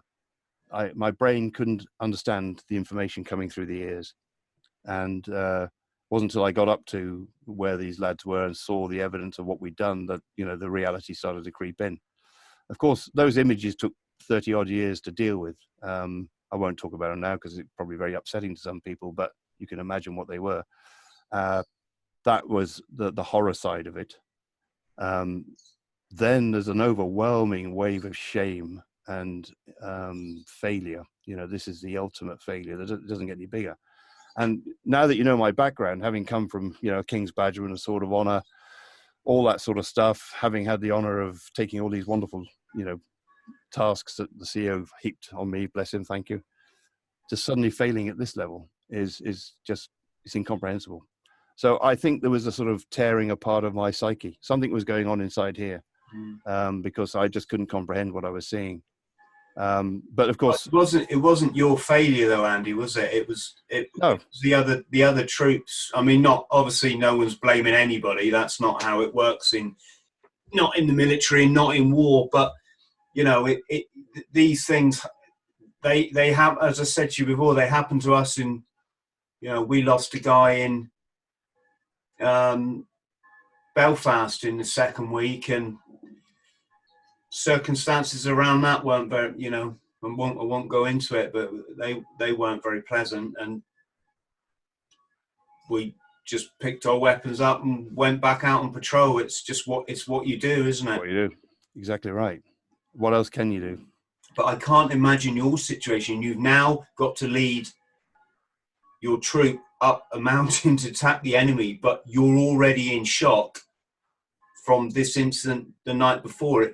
It beggars belief. I think the reality of what we were about to do probably overrode all those other emotions. Those emotions, of course, just didn't switch off. They were going on there. You know, being occupied, you could say, is probably the best thing. And often that's the case, isn't it? When people have, you know, accidents, things go wrong or badly, that's often the best way to deal with them, is to keep yourself occupied, not to brood on stuff.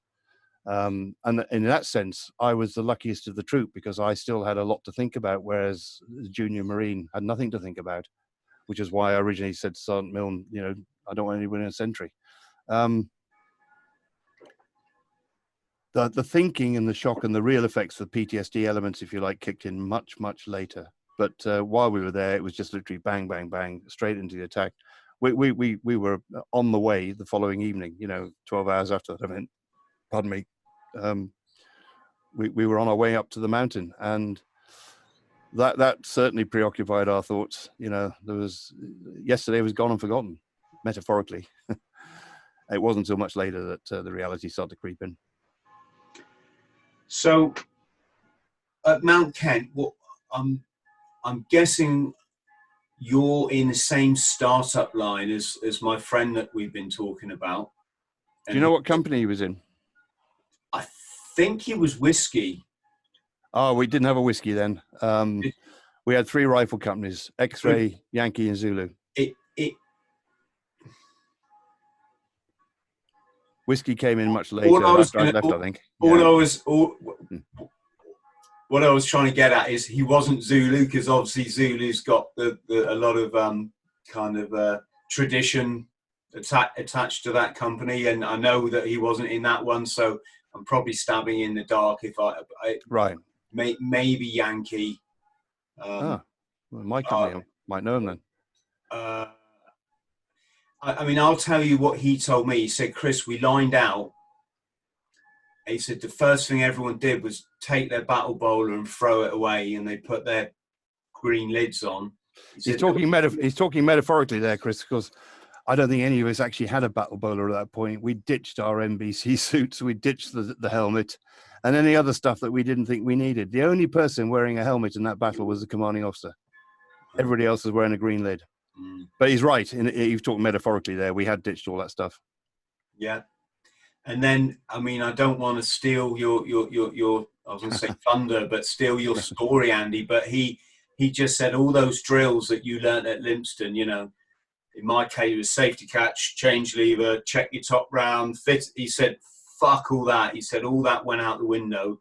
You just walked towards the enemy until people started getting shot either side of you. Then you went to ground, and he said it was just empty that magazine as quickly as you fucking can.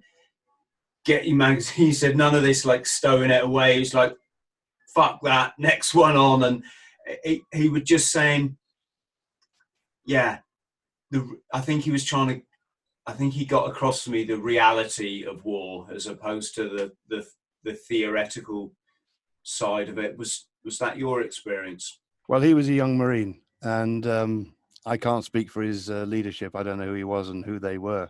And 4-5 was known as the penal battalion. It's where they sent the miscreants from brigade, because the bulk of the corps was based around Plymouth and the West Country, as you know then.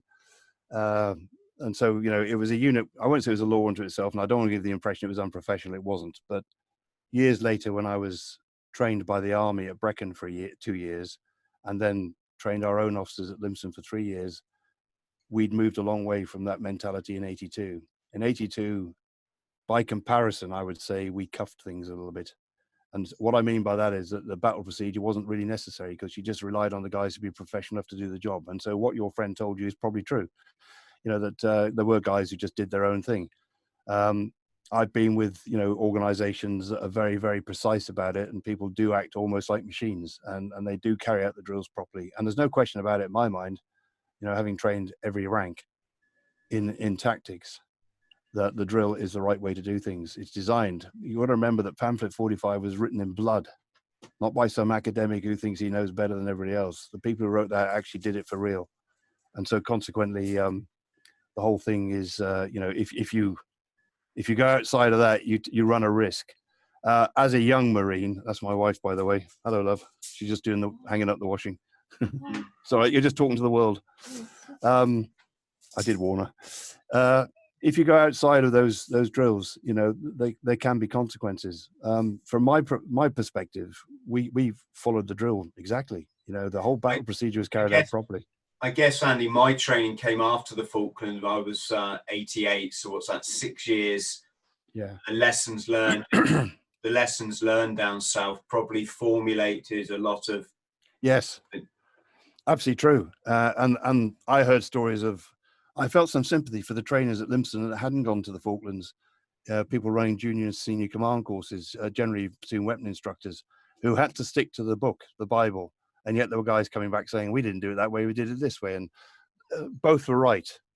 Just to give an indication of that, go back to that week we were doing all the recce's before we did the intended attack on the mortar position. We discovered that the best formation was what we call the blob formation. Now, you know formations, you've got diamonds, you've got arrowhead, single file, what have you.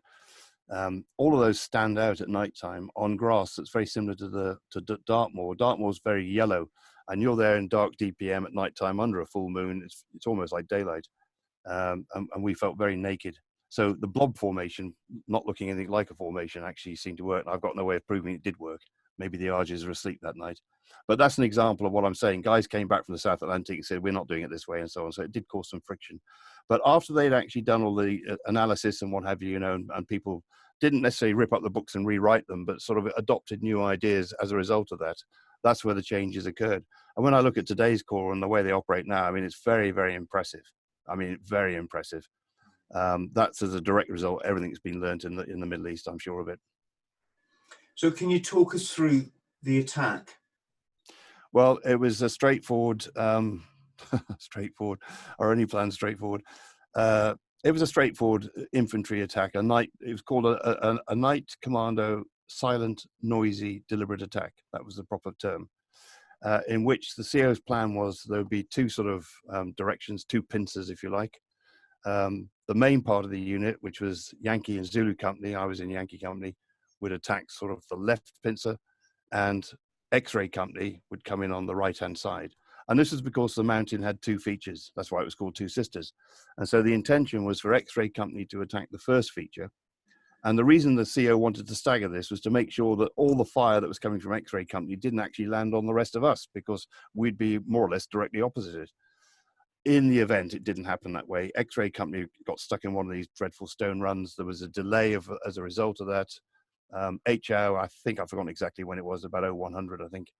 I mean, it had taken all night just to move to the start line, which is only a couple of kilometers. Again, just the reality of moving troops at night with big weights over that sort of country. We'd spend a week looking for crossings over the River Murrell, which ran straight through the middle of no man's land. And that was a proper chest-deep wade in places, in full spate in winter. In the event, we used the bridge, something you should never do. But actually, that was the right decision, because we'd have been, you know, hypothermic. I mean, it was just about zero temperatures. And in fact, no, it was below zero. And the reason I say that is when I went back 11 years later, I was horrified to discover a minefield right where we'd laid, in what we call the form-up position, the FUP, on the front of which is the start line, nowadays called the line of departure. And there must have been about 450 odd, 500 people lying in a minefield, and nobody went bang. And it's purely because the ground was frozen, I'm sure of it. But anyway, so that was the plan, a sort of two-pincered attack in 2 phases, and it fell over. So in the end, we all attacked at the same time. And Zulu Company had the task of getting us onto the ridge. There was about 1,000 meters of open ground. And in direct contrast to 12 hours previously, when my blue on blue had occurred, we couldn't see our hands in front of the face. On this night, there was hardly any cloud and there was a full moon. It was broad daylight. It was terrifying. So not long after we started the Yomp, across the open ground, in which I ate an entire ration pack. And I remember lying in the FUP for 2 hours shivering, thinking, is this fear or is it the cold? And my mind went back to the careers office the day I joined up, and I thought, I didn't anticipate this. And I also remember thinking, if I went up there now and just said, look, put your weapons down, nobody has to kill anybody. All those kind of thoughts were going through my mind, racing, you know, great fear, real fear. Almost to the point where you can't move, until suddenly the CO appeared and galvanized everybody, and off we went. And Zulu Company had gone most of the way up towards the ridge before the enemy spotted them, and then it all began. And I just stopped at that point behind them and turned round to sit down, because I was hearing guys from behind saying, slow down. This was the gunners who were carrying so much ammo. I mean, incredible amounts. We'd left the Bergens, of course, just in fighting order and ammo. But they couldn't keep up. I was going too fast. So I sat down, and while I had my back to the enemy, I heard this round go off, and then bang, suddenly all his fire went flying past, and that was it. Just rolled over and got into the prone position. And we must have laid there for goodness knows how long, but it wasn't long after the initial contact that the enemy started chucking the artillery and mortars, and that started landing amongst us, and then it got really hairy. 2 things that had been passed down from the chain of command is, don't make ready until you're in contact, which surprised some, and I think was possibly not the best decision. But I know what was behind it was the fear of an ND giving away surprise, which, you know, arguable whether that would have happened. I think probably not. And the other one was no radio checks, because we knew the enemy was monitoring the airwaves. So consequently, when this kicked off, we switched on the radio. My radio operator, Robson, rolled over. He had it in his Norgy patrol pack. I switched it on, and I said, what are you hearing? He said, you could hear nothing. And this is the most incredible noise. There's stuff going off everywhere. It was obvious we weren't on the right frequency. So we'd trained for this. So we zeroed everything in the dark and clicked up. I memorized the frequency, 358.6 or whatever it was. And as soon as I clicked the last digit, through came the noise. And that's where the voice procedure fell over. And there were people screaming they'd been hit and they were dying and they needed a medic and all this sort of stuff. Total chaos, really. So the radio actually made things worse rather than better. And at the same time, I heard of somebody shout out, there's a counterattack coming in on the flank. Now, no idea where that came from. So much that has never been corroborated since. And there are things that have happened that I've convinced happened that never did happen. So, my brain was all over the bloody place, to be honest. But I'm now coping with this idea, what's happening on the flank. Trying to work out we're on the flank. It's our job to sort of protect it. We'll have to shift through 90 degrees. At the same time, looking at my left-hand section, it's still in a single file. We haven't got into extended line because we're behind Zulu Company. And Zulu Company is now fighting its way onto the ridge. And of course, all the stuff that's been fired at them is coming straight at us, and we can't return fire. And I see this stuff going past Corporal Bell's section beneath him, all these tracer. So I screamed at him to get over, and he came across to me along with his section, but one guy remained. And I was shouting in his ear, who the hell is that? And using more profane language. And we worked out it was a guy who had the same surname as me. And we were all shouting his name, and he wasn't reacting. And I started to think, is he dead? But he didn't look dead. He just seemed to be sort of lying there and sort of almost as if he was asleep. And I was thinking, somebody's got to go and get him. And eventually I thought, it's got to be me. And that's that interesting thing, that battle, section battle drill about ordering somebody to stand up. I couldn't do it. So I thought, right, I'll have to do it. And then I had this brainwave, and I felt around, and in the dark I found a rock. So I picked this thing up and I threw it, and it bounced straight off his green lid. And as it hit him, his head sort of came up like that, And I'm like, get over here, you whatever. And he crawled over, and I grabbed him, and I was going to drop him. And then I got his face close to me. I could see he got flannelette in both ears. As soon as the firing had started, he just ripped up the flannelette and stuck some in his ears, and he was sort of like, I'll wait till this is over. Dead cool bloke. Absolutely cool. So, I mean, this is the bizarre thing about war. You see funny things like that, which are hilarious at the time, which on recollection aren't that funny. But, and then, of course, you got the opposite side as well. And behind us, OC6 troop had been hit, and we thought he was dead. The guy next to him had been killed. He was an engineer, Royal Engineer. There was another guy had been injured. And then I heard screaming on my right flank. That was 4 troop. And I know one of the corporals very well. And Blue had just been hit, and Blue died. And so this was happening all around us while we were taking all this incoming. And of course, the fear factor is massive. And I remember the forward observation officer shouting over the radio, "Get your head down, there's 4.5 incoming." This was from HMS Glamorgan, who was sitting out at sea. And that is a shell, I can tell you. I mean, 105, 155, that's a bloody big bang, but a 4.5 is something else. You know, people describe artillery as like a train coming through the air. Well, that's what it sounded like. It sounded like something ripping the heavens apart. And this thing exploded behind us somewhere, and you could feel the whole mountain shake. It was pretty awesome firepower. But the noise was incredible. You couldn't hear anything through all this. And occasionally with the stuff that was close by, and I've got lots of photographs that took many years later, and I couldn't believe the amount of clusters. You could see the actual fire missions where you got 5 rounds land. All these craters, it's still pot-marked. All that stuff was, you know, affecting everything, really. The ability to think, the ability to move. But then suddenly Zulu Company managed to crack it. They charged. They did a classic charge. They screamed their battle cry Zulu, led by Clive Deitor, who was their troop commander, who's a great character, and was awarded the Military Cross for this, and broke the defense on the ridge. So it went quiet for a while. Meanwhile, X-Ray Company's battle still going on the other feature. They're fighting their way up the highest feature. And I believe they took a casualty as well, but obviously working their way up through the enemy positions. So all their stuff's flying over us as well. But I got called up to the Zulu Company, and the company commander said to me, "OCs 4 and 6 are out of it. It's down to you now, so crack on." So what was a Yankee Company task became once again a 5-troop task. So I got summoned by the company commander. We were now with Zulu Company on their position. There were enemy surrendering, enemy wounded, enemy dead, and Zulu Company was dealing with their own casualties. And I was told that I was the only troop commander left, and so 5 troop had to crack on with the job.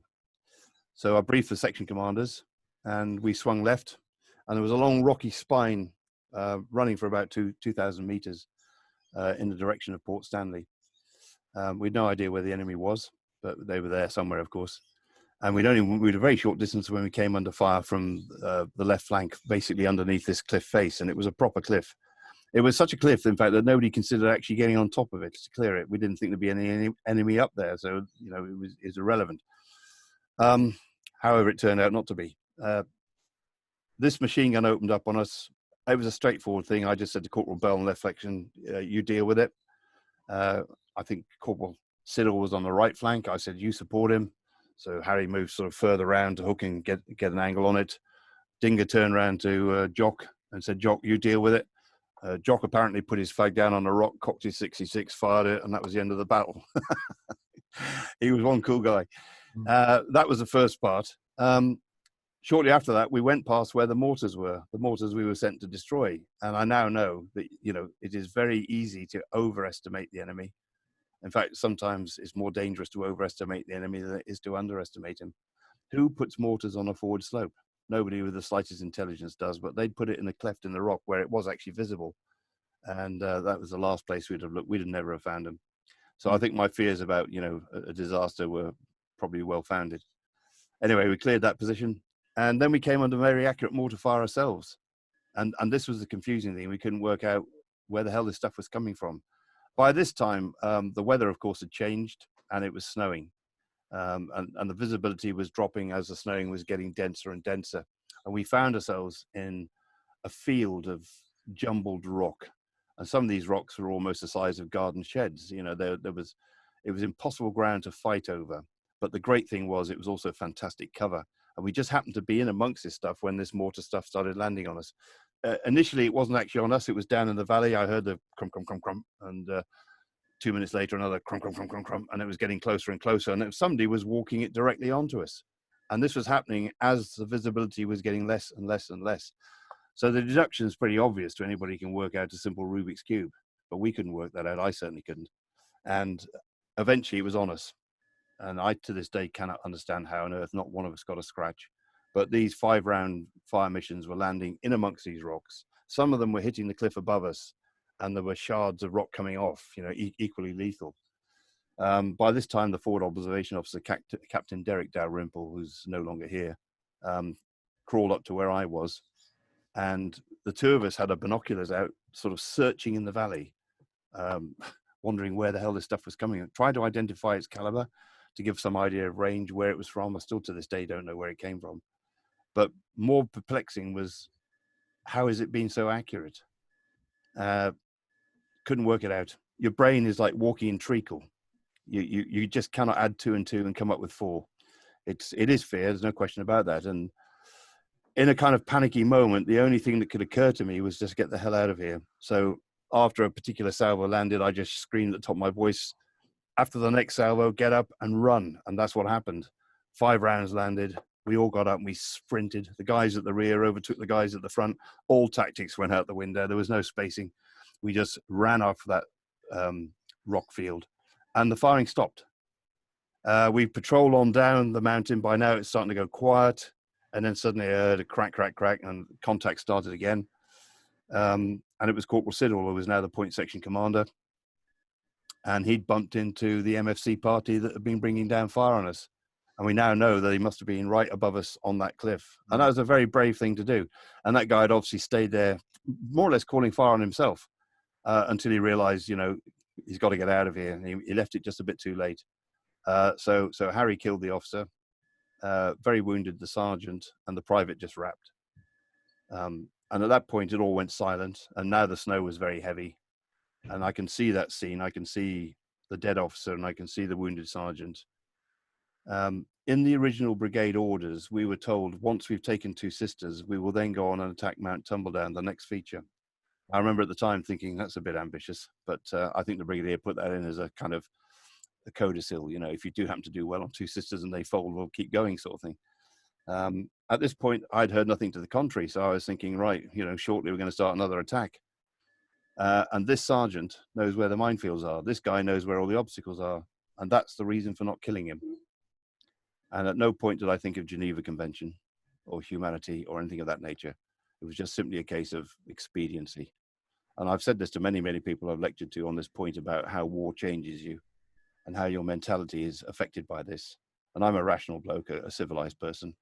Wouldn't dream of hurting anybody without serious provocation or defense. But in this instance, and I can't speak for the rest of the troop, and I don't know, we've never discussed any of this stuff, so I've got no idea what anybody else felt. But at that point, I was so savage, having just killed 4 of our own people just literally the night before because of these bastards. All I want to do is kill them. But we didn't. And that was it. Shortly after that, the recall for reorg came through the radio. So we withdrew back up to the top of the mountain where the unit was now going into reorganization. The enemy had finally failed or collapsed, if you like, surrendered. And I remember sitting on top of that feature, looking at the sun coming up and thinking to myself, I'm never going to be upset by anything ever again in life. You know, nothing is ever going to be remotely like that. Because I'd thought just 18 hours previously, we'd all watched the sun go down when we were in the assembly area doing the battle procedure. And nobody said anything, but I'm sure we were all thinking the same thing. You know, will I see that sun again? Mm-hmm. And for some of us, 4 of us, of course, didn't. We lost 4 more guys in that battle. How were they killed, Andy, if that isn't too obvious a question or an answer? Well, the answer is I don't know. In the case of Blue Novak, there was a mystery involved. I've been back twice, and I've spoken to people that were actually where he was originally buried, where they all were when they were casevaced off the battlefield, or removed rather. A place called Estancia Farm. There was shallow graves dug there initially. Then they were moved back to Teal Inlet. There was a more permanent solution there. And then finally, the decision was made by the families for the first time in the history of the British military. They were given the option to repatriate the bodies if they wanted, because prior to this war, men were buried where they fell, which is why so many are in Flanders and all over the world, which is why we have the War Graves Commission. And I spoke to that guy, and he said nobody could find any injuries to his body. No, we don't know how he died. Was it a heart attack? Goodness knows what. It could have been shock, the shells landing next by.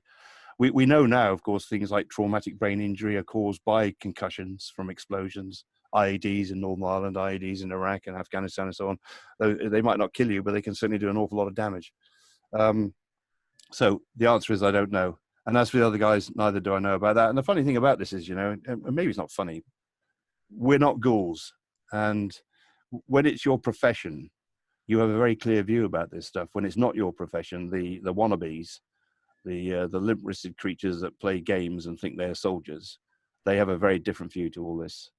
And from a soldier's point of view, it's not ghoulish. You don't want to see dead bodies. You don't want to know what's happened to them. Unfortunately, sometimes you can't avoid it. In the worst cases, you're covered in it. But bottom line is, you don't want to know. So I don't know, mate. Yeah. And the scene on that mountain top or mountain sides, it must have just been, well, was it all torn up? Is it, I mean, smoking and... Yeah, it was a battlefield. Funny enough, we had a fire, as you know, here yesterday on a hill about a mile away. And I climbed on the roof to take some pictures, and eventually I went up there and took some film, and I was doing the touristy bit, I suppose. But at last light last night, the blue lights are on top of the hill, and they're still trying to put the fires out. They were everywhere. And when I saw that, I thought instantly of Two Sisters. I thought that's exactly different scenario, of course, in the 40s here, high 30s, exact opposite down there. But there was smoke from all the shells that had landed. There were people being buried up there, the enemy, by their own comrades that survived. There was prisoners sat in dejected huddled groups. There was clearance patrols going out that were not sympathetic, let's put it that way. There was a general 1,000-yard stare, probably is the best way to put it. And again, that's a huge sweeping generalization. I didn't go around looking at every single face in 4-5. We came across enemy rations. We occupied their positions because we didn't have our kit again. Once again, here we are on sub-zero temperatures without even our sleeping bags. We occupied their positions, and we found that the officers had their own rations, which included cigarettes and a little bottle of whiskey called Breeder's Choice. The lads just got central feeding, rubbish knocked up on a central cooker. So completely different standards to the way we operate. All of our officers have no perks whatsoever. You live like the lads, you live with them cheek by jowl, you do exactly the same conditions and everything else. That's proper leadership. That's why the enemy failed. They hadn't got leadership. And I'm guessing all their hygiene and their toilet procedures. Atrocious. Just to jump forward a little bit, 2 days later, that's right. We were on the way in to attack Sapper Hill. That's right. The day after this battle, Scots Guards took Tumbledown and the Gurkhas took William. The Battle of Tumbledown was equally horrific. William fell without a shot being fired, much to the chagrin of the poor Gurkhas who'd been sharpening their cookeries for months and never got a chance to cut anybody up. We got to Sapper Hill. Before we put that attack in, I was telling you about earlier on my friend who was doing his first troop attack. And the enemy surrendered, and that was it. And that was a massive scramble to get into Stanley, and the Paras, of course, wanted the best beds, and they were the first in, and all that sort of nonsense. We were kept out for 2 days. So we went firm on Sapper Hill on the 14th of May, the day they surrendered, and the Antarctic winter broke on that day. Proper blizzard came in. We're Arctic troops, so we're used to it. But thank God they'd erected some kind of crude shelter using cavern type, not proper caves, but sort of overhanging rocks and what have you, with a lot of heavy duty canvas. And it seemed to be sort of tailor made. It was a damn sight better than a bivvy. So I remember crawling into this with the troop, and I remember there were mattresses in there. And I can see that scene now of we'd been resupplied. Fortunately, we had our kit now, and we had rations, and we had hexamine. It was like a holiday. And no sentries. I thought nobody gave us any orders. I just said they've surrendered. Have they surrendered? There was a lot of speculation. Has the Air Force been told and all this sort of thing? Sorry, bloody blizzard conditions outside. Nobody's going out that. So come on in, everybody in, right? Putting our scran on, all these little hexamine cookers going. It's a very moving scene for me because as I was eating my chicken curry along with everything else in the ration pack, I was speculating on that this is probably the last night I'll be in the field with my troop. I was assuming we'd be on the ship tomorrow and gone, sort of thing. It was a bit naive, that was. But in the morning when we came out, and it was a beautiful winter's morning, we were covered in shit. These evil twats had shat everywhere, and that was nothing compared to what was in Stanley. In Stanley, they'd opened every filing cabinet, every drawer, every locker, deliberately crapped everywhere. They had to, the cleanup for Stanley was a major operation, which took weeks and weeks and weeks, and they had to literally hose the entire town down. That's how filthy these people were. Mm. Real peasants. Yes. Well, let's talk about them, Andy, if we may. Because you hear these, I've heard several stories. I've heard that some of the troops down there were incredibly professional. They were like what we'd call special forces.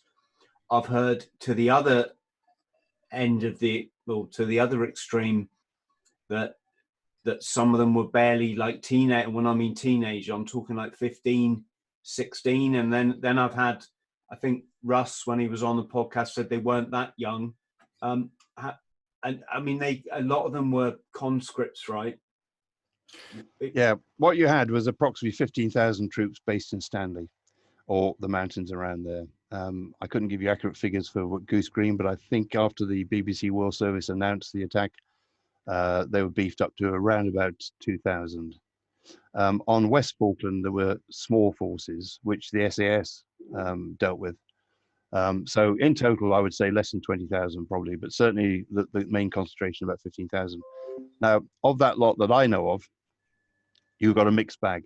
The officers were very much in what you might call the least informed civilian's view of an officer, i.e. the type that's gorgeously dressed, has perfect privileges, conducts himself beautifully, and all that sort of stuff. We should never forget that one of the main reasons this war started was because they had been murdering their own young people in Argentina, and about 2,000 young males had vanished. And the mothers had got together, and the mothers were now defying the junta, and that's how it all began. And in order to deflect the attention of the nation from themselves, they decided to go and attack what they call the Malvinas. So that's the nature of the person you're dealing with. One of them, who was taken at South Georgia, was wanted by Amnesty International for international crimes, war crimes, right? Totally evil people. No concern for anybody whatsoever. Now, let me just finish this, because I'm on a roll here, mate. I'll get your question in a minute. I'm sorry I'm getting a bit aggressive here, because talking about this brings us out. Go for it. This is a PTSD thing, by the way. We had huge respect for the Air Force. Very professional pilots, very brave guys. No problems with them whatsoever. There were rumors, I didn't physically see it myself, but there were stories of machine gunners on Two Sisters and I believe Mount Longdon who had been shot in the legs by their own officers to stop them running away. The only officer I saw on the mountain or heard of was that one we killed, the MFC. The rest had vanished. Now, amongst the senior NCO cadre, they were professional men. They were career soldiers. Making comparisons with British Special Forces is not relevant. They're nowhere near our Special Forces in any sense. But they did have what they call Special Forces who carried out that kind of a role. But there was also a significant number of young people who were genuine conscripts who'd literally been taken off the streets of Buenos Aires. And some of them thought they were actually on the border with Chile because they were also in conflict with Chile at that same time. A bit like our Northern Ireland situation, although no comparison really. And didn't actually know they were on the Malvinas, as they called it. So the flow of information down the chain of command was non-existent. The capabilities of the troops was very varied. The officer class were the worst type, but they also had some very, very professional airmen. As for the seamen, of course, as we know perfectly well, after the Belgrano was sunk, that was the end of the Argentine Navy. They all scuttled back to port, and they claim they had some submarines and some spy trawlers keeping an eye on us, and that's possibly true, but there was no conflict. Gosh. And by the way, the ratio was 3-1. 3 of them to 1 of us. Britain's last colonial war. Fought and putted with the SLR. Still a favourite bang stick. Yes. It's I think it's a favourite of anyone that fires that weapon. Do you again, as a bit of an aside, do you think the outcome would have been different if you'd had the SA-80? Well, I think the SA-80 now is a superb weapon. I've got no personal experience of it. I was in 40 Commando when it was brought in. Like most people, by making that comparison, we were very much against the whole thing because naturally it had teething problems. when I was training the Army senior NCOs at Brecon, what was a brilliant job, 2 years at the NCO's tactical wing in Daring Lines Camp. We had a visit from a young chap from, I think it's called Radway Green, where they do all this clever stuff. And his speciality was the bayonet. And I remember being asked to sort of host him. So I took him into the bar and I said to this guy, who was a proper professor type, he was about 23, thick glasses, hair all over, you know. I said, so I asked him the classic question. So if you were to do it again, would you do it any differently? And he said, well, actually, it's funny you should say that. He said, there is something I'm not happy about. I said, right, good. Because I knew what its faults were. So I said, what is it then? He said, well, in the original spec, what I wanted was if you got lost somewhere and you got a piece that you got your pull through and tied it to the middle of the bed, I went, stop there, right? It was magnetized, it would point north. He said, exactly. Dear. Look, there's only one function for a bayonet, it's to kill people, right? We don't need a bloody compass and all the other Rambo kit you're sticking on the damn thing. I said, the reality is this, when we're on the bund line up there on Sennybridge on B range, and the guys are trying to get down behind that SUSAT to give them as much cover as possible, the bayonet release catch hits the ground. The first round twists it, and the second round takes it off down the range. I said, so much for your bloody bayonet, mate. That was the end of that discussion. So that was exactly how I felt about the SA-80. But guys who've used it for real in contact say it's a pretty better weapon now. So there you go. Yeah. Would it have been any better? Well, the only thing is, of course, you know, we used to count our rounds. We didn't have an automatic capability. We had the GPMG, and we also had the LMG, an excellent weapon. They're a great combination because, as you know, the GPMG is an area weapon, and the LMG was very much a point weapon. So no matter what cover the enemy was behind, you know, you knew you could get to him eventually. And our Sergeant Major, Mr. Meakin, George Meakin, who was a character that nobody in that unit will ever forget, he carried the LMG alongside me on the Yomp. And I remember the day we were going down to Teal, we'd done an extra patrol while the unit was resting up. 5 Troop did a clearance patrol of about 20 miles. We were knackered. And we did the same thing the following day. And as we were moving towards Teal, and I must have been flagging, the Sergeant Major had seen it, he suddenly appeared beside me. And I can see him now. He had his pipe, he had all the kit, he had his LMG and an orgy patrol pack full of magazines. Staggering weight. And he just went, get in step, young sir. And I got in step with him and we marched. We literally marched. And he picked up the pace. It was brilliant. But yeah, great weapons. But you know, when you look at the modern stuff, you look at the grenade chuck or whatever they call it. The Russians used to call it an AG-19, I think, 40 mil grenade. You know, I carried an M203 in Crossmaglen, which had a 40 mil capacity, which was, I never got to fire it, but bloody good bit of kit. Now, I think the course come a long way weapon-wise. It's far better than what we had. But you know, you make do with what you got. When we got Space Cadet Commandos, you know, they'll be issued with lasers or something that's equally effective. I don't think anybody feels they haven't got the right weapon. I think close up in the battle you've just described to us, and guys, we're saying SA-80 here because that was what it was when we left.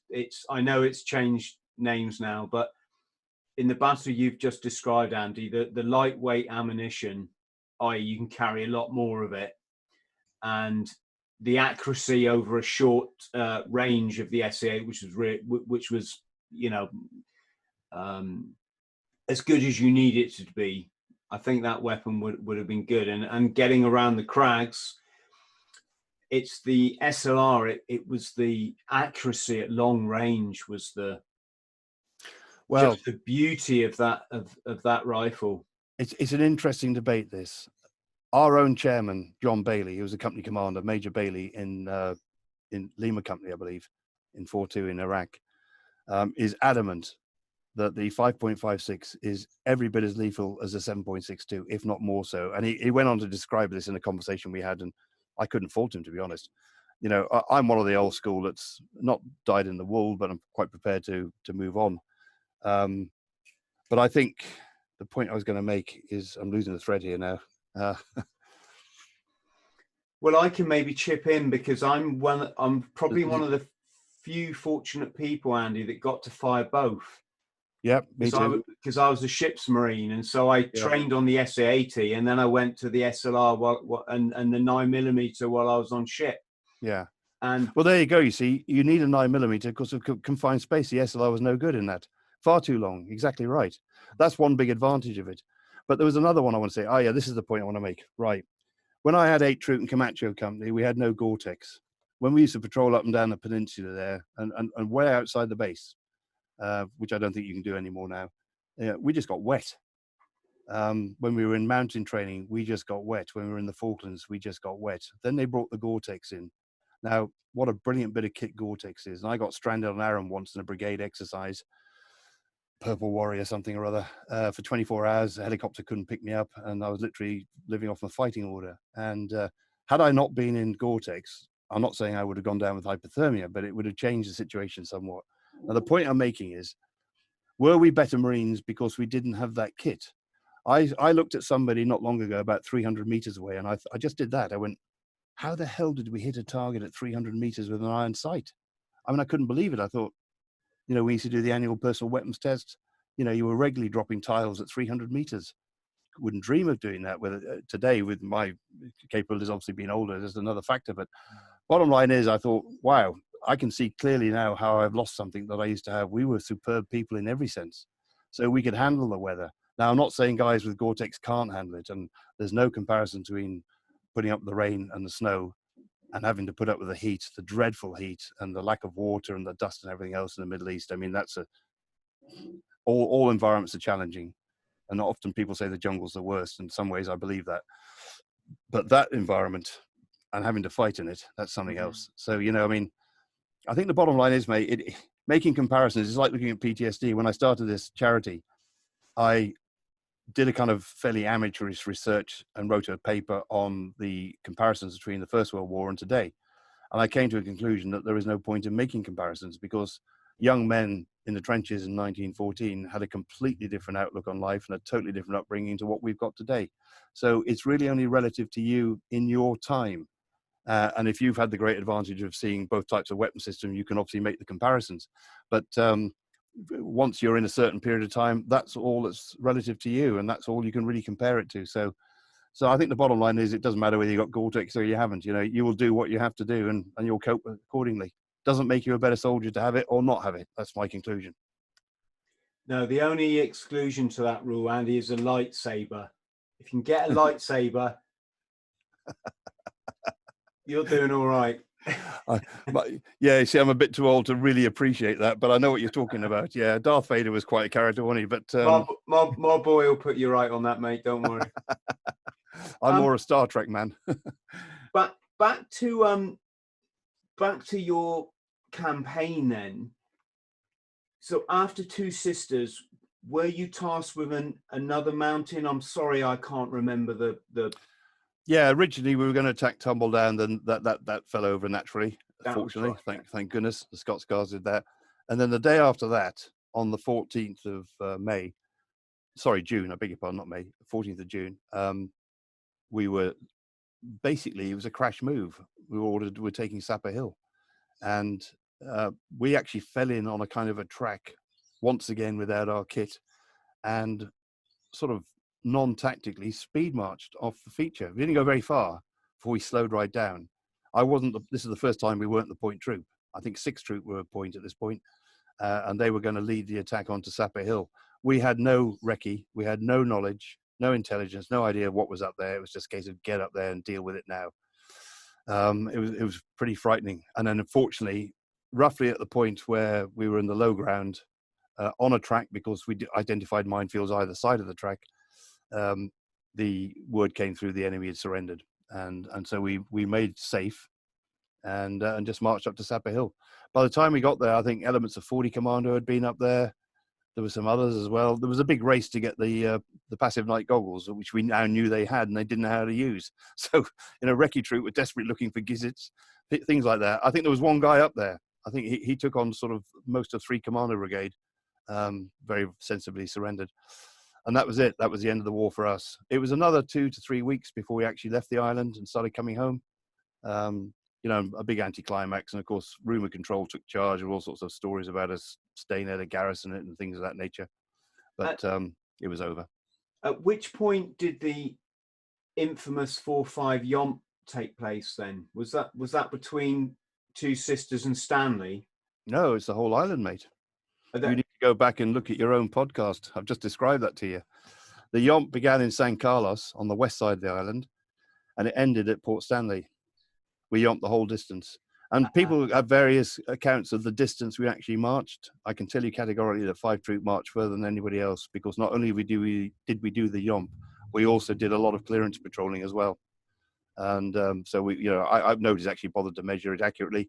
It won't be more than 100 miles, but it was 100 very tough miles, very tough. Wow. Took about 5 days, the actual famous Yomp, but you know, that's just a means of transport. It was forgotten as soon as we got to Mount Kent. You know, we're here to do the job now. Let's get on with it. Yeah. Moving forward, then, what you went sailing? You bought a yacht, Andy. Was that when you realised things weren't right, but you hadn't realised you had PTSD? Well, I'll put it into context very quickly. Straight after we got back, well, of course, I was already a mess. I realized this on the ship as we were coming back up through the South Atlantic. The reception at home exacerbated the problem. And I went into what I call a denial phase. It was just shut off and forgotten about. A few years later, I started behaving bizarrely, and I was aware of it, but I wasn't able to do anything about it. I just shut it off and ignored it. I think that was the beginning of wrecking my marriage. That led to a period of a dark period where I was becoming, I suppose, what everybody hopes to be as a soldier, but what every real soldier knows you can't be. That is to say, psychotic, focusing on purely the job and nothing else, nothing outside of it. So family life falling over, no contact with family very much. And my own family, 2 little daughters, becoming distant, I think. Trying to be, you know, what I was, but really failing massively, I think, except for that one area of being a soldier. I spent a lot of time trying to get into special forces. I got the door shut in my face in 3 different directions. That took a couple of years. Finally accepted that, you know, you're not going to go down that road. I look back now and I think the main motivation was to prove to myself I was actually a good soldier, which is silly because I knew I was, but, you know, I wasn't thinking rationally anymore. I was definitely on a different route to the one I'd been on previously. My 4th tour in South Armagh, I got very close to the edge and almost went over it. That's another long podcast. Maybe you want to be careful about that kind of stuff in Northern Ireland today with all the rubbish that the politicians and the bloody lawyers are doing, and especially Sinn Féin, who are now looking like taking over in Ireland generally. So I don't want to say too much publicly about that, but that was where I came very close. And the powers that be, I think, was starting to realise.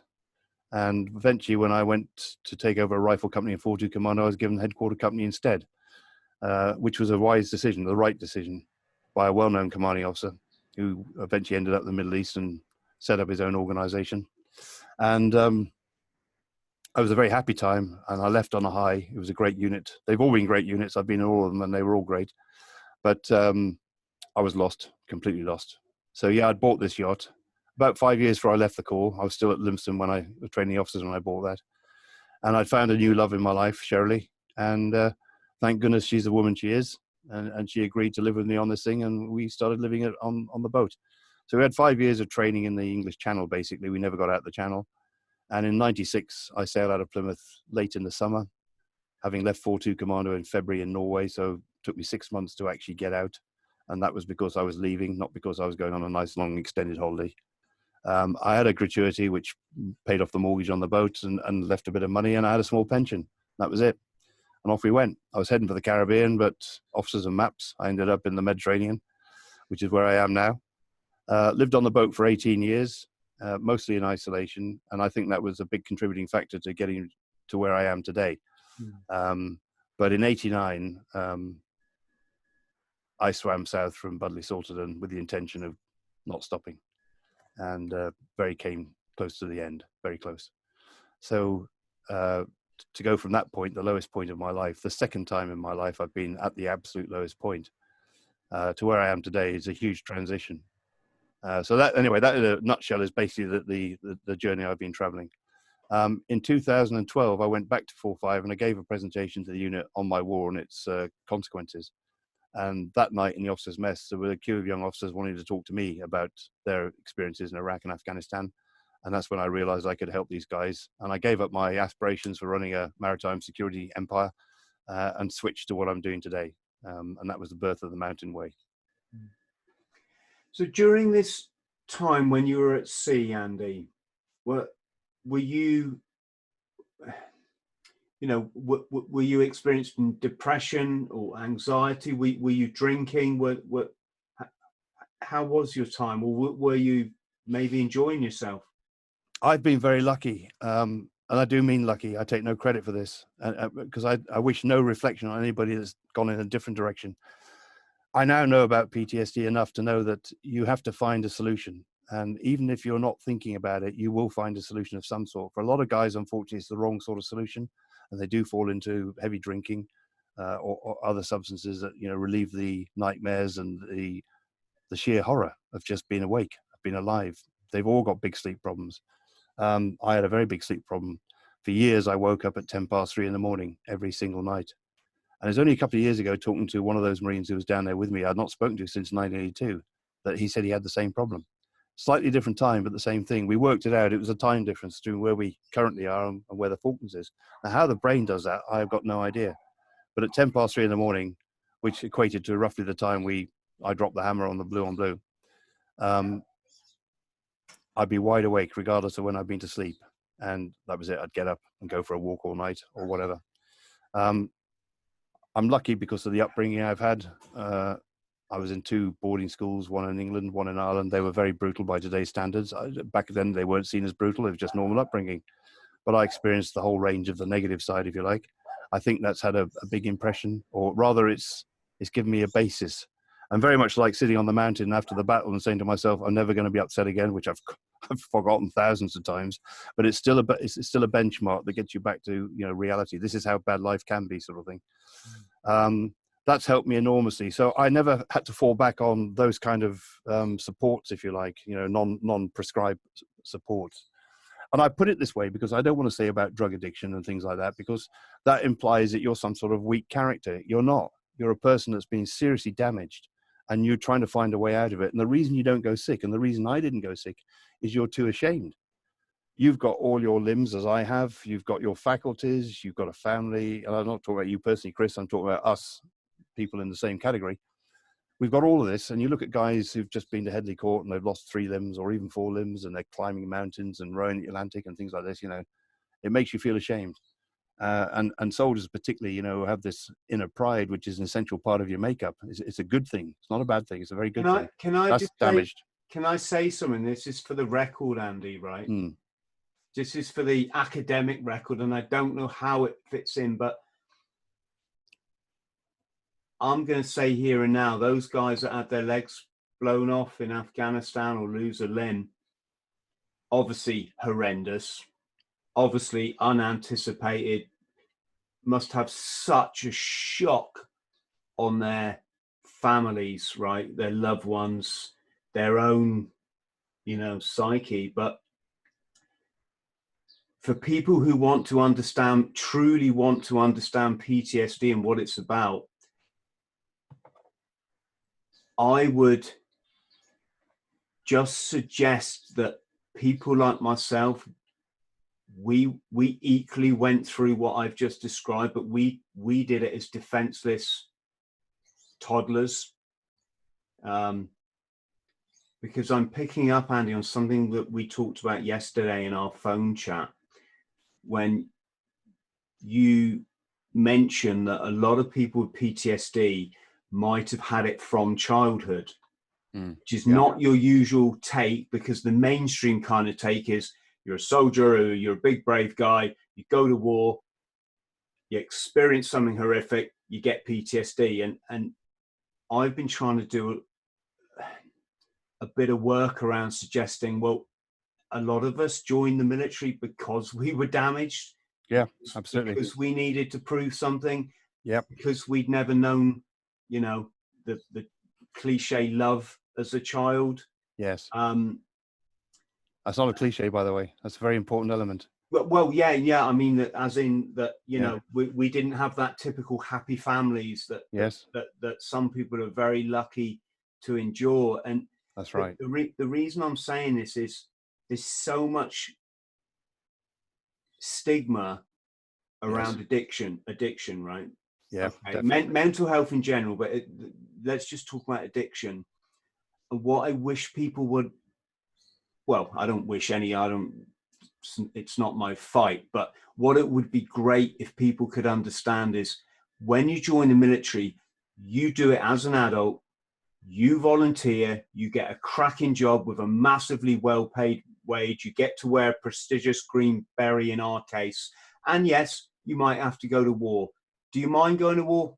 No, it's the other way around. You wouldn't not want to be the guy that went to war, right? It's all your choice, right? You end up losing a leg, you suddenly become, I'm going to say it, like a massive war hero. And you have money thrown at you, you have a claim thrown at you, you have public speaking, you have this, right? And let's be completely honest, these wars in recent times, I think people know what I'm getting at, quite dubious. Whereas you take that little damaged toddler, he didn't ask for that abuse. He didn't be asked, you know, in some kids' cases, to be knocked into the middle of next week anytime he said something that one of his parents didn't, you know, couldn't handle.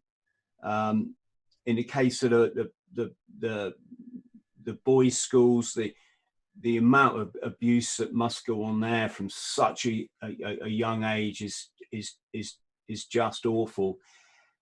And yet, here's the thing: when one of those toddlers manifests their PTSD manifests as drug addiction as a coping strategy, in our society, they're scum. I'm just saying, I'm just generalizing, right? I know things are changing, but traditionally they're a smackhead, they're a crackhead, they're an addict. You know, I'll still hear one of my bugs about the AA and NA system is that they usually stigmatizing labels on people that are traumatized, that didn't ask for their trauma, didn't ask to have the shit beaten out of them, right? You know, we're talking children, right? Yeah. And you were the first person, Andy, that I've met that, like me, suggests that no, actually, your childhood has quite an effect on your post-service outcome. So sorry, I've gone kind of into one, but these are the things that we need to be talking about. I agree, absolutely, Chris. They are stigmas, they are taboos still. Suicide is less of a taboo than it used to be, but it's still a big taboo in many places. Child abuse and all the rest of it. It's almost as if we've reached overload, to be honest. And I think that's an inevitable part of what we've got at the moment, because, you know, thanks to the internet now, we are an international voice. I think this is the most significant invention of mankind. Wouldn't have happened without flight or penicillin, but, you know, we can now talk globally. But the downside is that we know too much, far too much information. And I think that's probably one of the reasons that, I mean, it's a bit like looking at charities on TV, you know, demanding 10 quid a week for this and 10 quid a week for that and all the rest of it. You can get to a point thinking, oh, I've had enough of it. It's just too much. And I've been in the charity world. I'm well aware of all this. And you know, it's a constant battle for me to sort of try and find a way of helping our people and getting the money without actually, you know, going down the same road of offending people and adding to their own stresses. But one thing I can say is from my own experience, and I've been doing this since 2012, is that most of the people I help who've tried every other avenue, because we're outside of the mainstream, so therefore we're not the most popular first choice for obvious reasons, makes complete sense.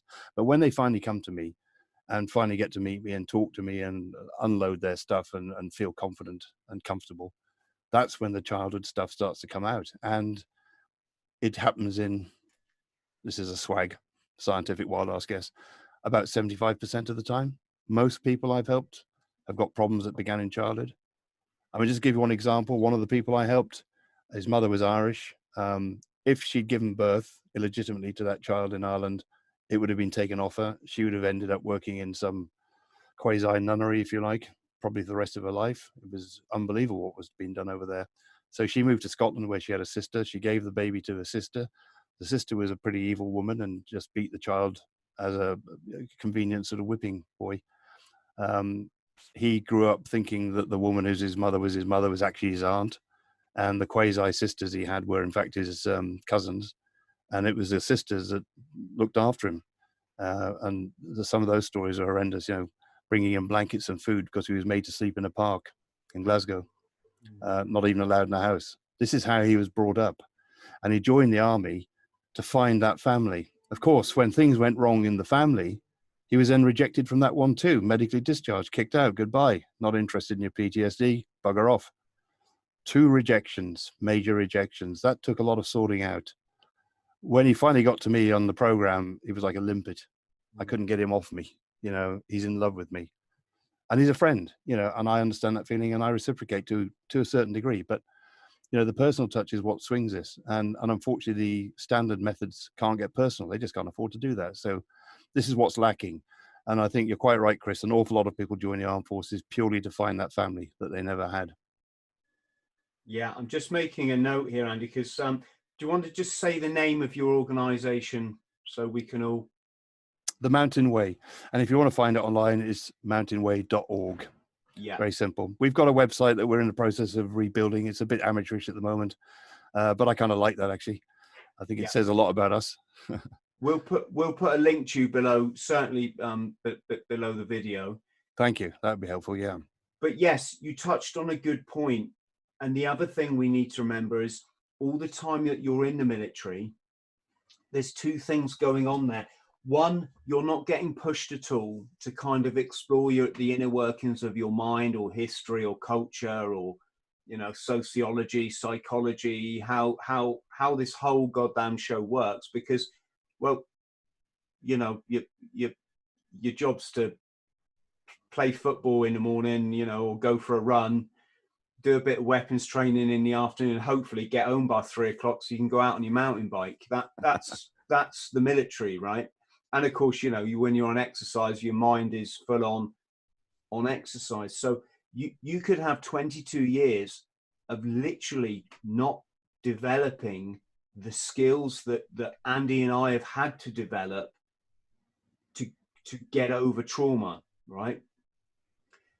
In addition, you've got that umbrella, haven't you, in the military, that it does, you know, as long as you can hold a rifle and say, yes, sir, you're completely taken care of, from your medical to your salary, to your holidays, you know, all this kind of thing. And when you come out at the end of your term, however long it might be, it's not like that. You're facing the reality of Civvy Street, but it's fine for your mates because they've all done it since school. They, you know, they know how to do this Civvy Street thing. But as a serviceman, you're a bit kind of lost. And then once you start maybe hitting the bottle to deal with your stress, then you start to, you know, your marriage starts to go on the rocks, and then this is just more rejection, and the whole thing just starts to kind of horribly snowball.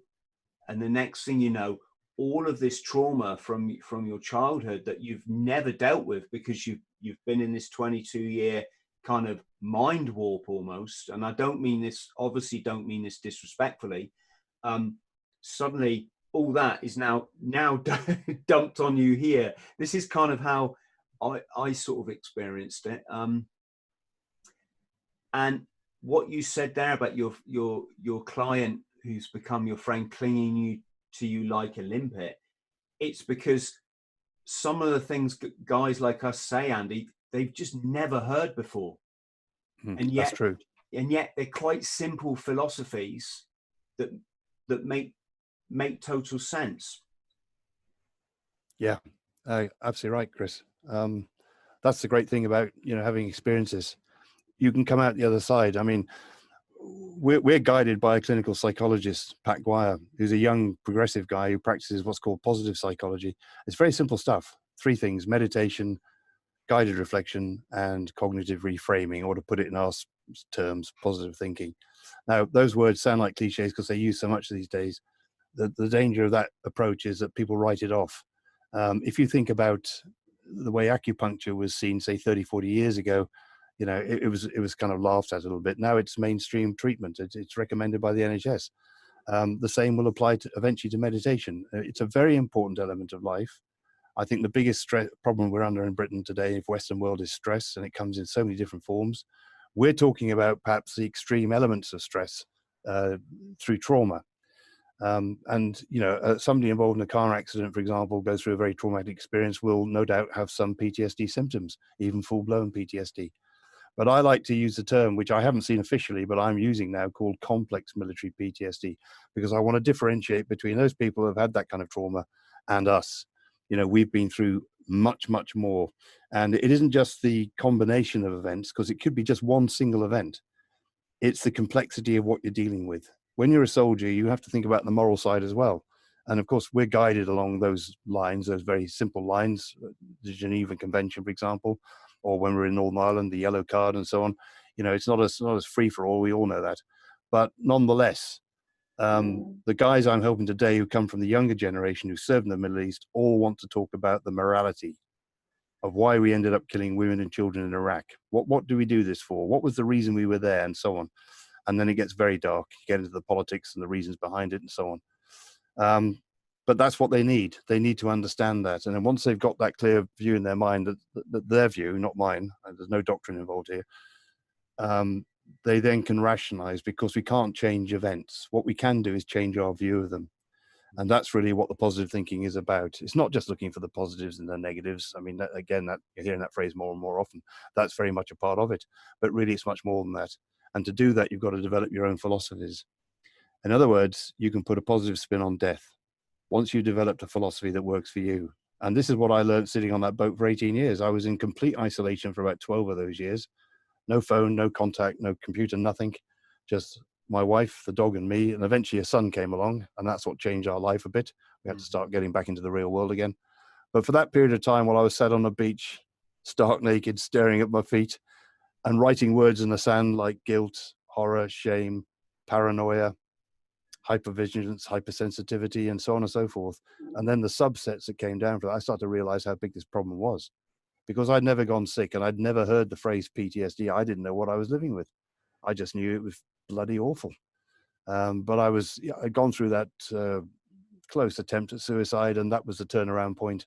And for me, there was no looking back. So I just followed my nose, very much like I do most things in my life. There's no plan involved here. I just wake up in the morning and get on with it. And this is how I got to that conclusion, that really, you know, common sense and logic and honesty, transparent, unvarnished honesty, simple, plain honesty. When I told that client what I thought about his mother, and I spelt it out in 4 letters, he wasn't shocked. He'd never heard that before. And he needed to hear that from somebody that he respected. So I could say, look, my honest opinion is that woman is a whatever. And that helped him enormously, because then he would start to deal with the anger, which had been so latent in him, he didn't even know it was there. And yet it drove his actions. You know, once I started to explain that, I mean, I describe myself as a sponge in a mirror. The sponge absorbs quite a bit of negativity, and anybody in the caring profession will testify to the fact that once you help other people, you need help yourself. You have to download this negativity. There's a real transference. Might sound like hippie nonsense, but it isn't. It really happens. You've got to deal with that. But I do take some of that, absorb some of that, and the mirror reflects the truth. And when I tell our potential guests that, they all get a bit frightened and think, oh God, he's going to give me a bollocking. So no, I'm going to do the opposite. I'm only going to give you praise. And that frightens them even more, because they've never had it. And they might have had one tick in the box when they went through training, a pass out day or something of that nature. But when I say, no, you just done a fantastic thing there, or well done, and that kind of thing, they really don't know how to react, and they're kind of lost a little bit. So, you know, there are an awful lot of people that this has trickled down since Cain slew Abel. But certainly the First and Second World War, the knock-on effect with the families that have suffered through the abuse, usually of fathers who are heavy drinkers or violent or whatever, it's still happening today. This is definitely happening today in our society. And that's why we need to bring in some sort of method that helps people actually correct all this stuff. We're a long way off there. I think it's fair to say it's getting worse. And yeah, I agree. Absolutely agree. Mental health is getting worse. Yeah. And without using the C word, this current utter fiasco of nonsense is sending so many people to either into mental health issues or worse, an early grave. And this is my next question: is what why is it that guys like us see what's going on in the world, you know, and yet, I guess what I'm trying to say is our servicemen and women are warriors. And if you ask me, there's never been a time in society when that quality is needed more. And yet it's never going to be accessed, or at least not for the greater good. And I'm not suggesting revolution or whatever, but I really think things are going to get much darker than they are now. And I think they're pretty bad now, really. If you've anyone that's read, you know, books like this one will know what I'm on about. Literally, if on a progression scale from 0 to 100%, we're literally about here. You know, we're on 70% of mind control, totalitarian, you know, regime. The language people are coming out with, like social distancing, it's what in George Orwell described as new speak. You know, this kind of. I don't know really what I'm trying to say, mate, but I want to say something because there'll be service personnel listening now, and our civilian brothers and sisters, of course, but who are starting to work out this. I'm just going to call it fucking bullshit, right? You know, that many of us picked up on after the events in New York 20 years ago when we went, that ain't right, you know. And I want to encourage people that, yes, you are on the right, you're thinking, you're not mad. You're starting to see the picture that we are all subjected to, but only a minority of us have the vision to see. Again, I've probably said enough, Andy, but what's your view? Because we can't just keep rampaging around the world, sending our brave men and women to, like you say, go and massacre women and children to make Donald Rumsfeld and George Bush and Tony Blair and all the other sociopaths, although I get told off calling them sociopaths, I'm supposed to call them Satanists, right? But, you know, we're putting our boys and girls are coming back with their legs blown off to make these idiots rich, and people still don't get it. But well, that's an interesting question. Is, you know, do people get it or don't people get it? There's no way of being able to sort of quantify that, because, you know, there's an old saying: there are lies, then damn lies, and then statistics. And that's the situation we're in today. We cannot trust any statistics from any government, unfortunately. We've seen it with our own eyes over the last 6 months, how it's all been fudged and twisted and warped and everything else. So unfortunately, I've always been fighting one of those battles with paranoia. But the bubble burst for me, or if you like, the fuel to develop the paranoia, started in Ireland when I saw incidents over there that really opened my eyes to what was really being done. That was an extremely dirty war. It had to be fought in an extremely dirty way. You couldn't fight that war in conventional ways like we did in the Falklands. The Falklands, it was very simple. They're over there, they're wearing uniform, it's different to ours. We can kill them or they can kill us. It's the way war should be in our minds, for those of us that think there should be any war at all.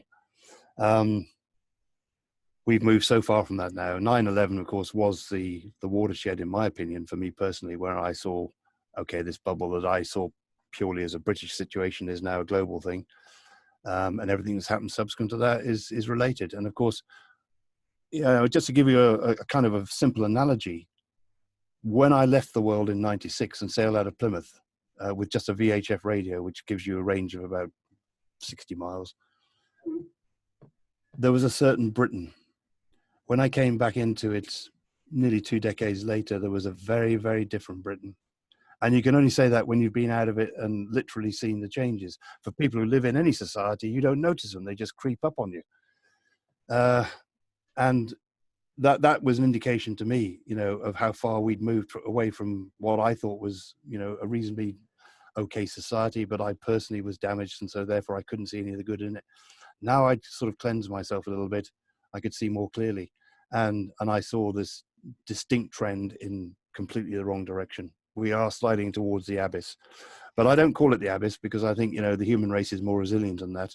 If we do fall off the edge of the cliff, well, the planet will keep rolling and the elephants will carry on, so nothing to worry on that score. It's like the global warming panic and all the rest of it. We seem to have forgotten there have been 2 ice ages. And this very sea where I'm living now, the Mediterranean, has dried out twice in its history. So, big changes are nothing new. But it's great for business. And this is what's happened. And I think it's just the war machine. That's all it is. It's just, if you've got all these tanks and guns and planes and goodness knows what we've all got, we have to have something to fight, mate. We just can't just sit in our barracks and say, aren't they pretty missiles? We don't want to get into a rant here, but I think that's what's changed fundamentally. There's a moral imperative that's no longer what it was. We need to start dragging these, excuse my language, but fuckers out by the bloody shirt tails or collars, the ones that are making the money off these bombs. And you don't have to be Einstein to work out which corporations these are and who runs them. But the point, just to pick up on a point you made there about you sailed away and you came back and you see the changes. Well, part of my my punishment is being old. Right. Now that's an interesting observation. You see age has been a punishment, do you? Well, I'm saying it tongue in cheek. What I mean is I remember when you went out in the street and you said good morning to people, and I'm not being, I haven't got my rose tinted glasses on here or anything.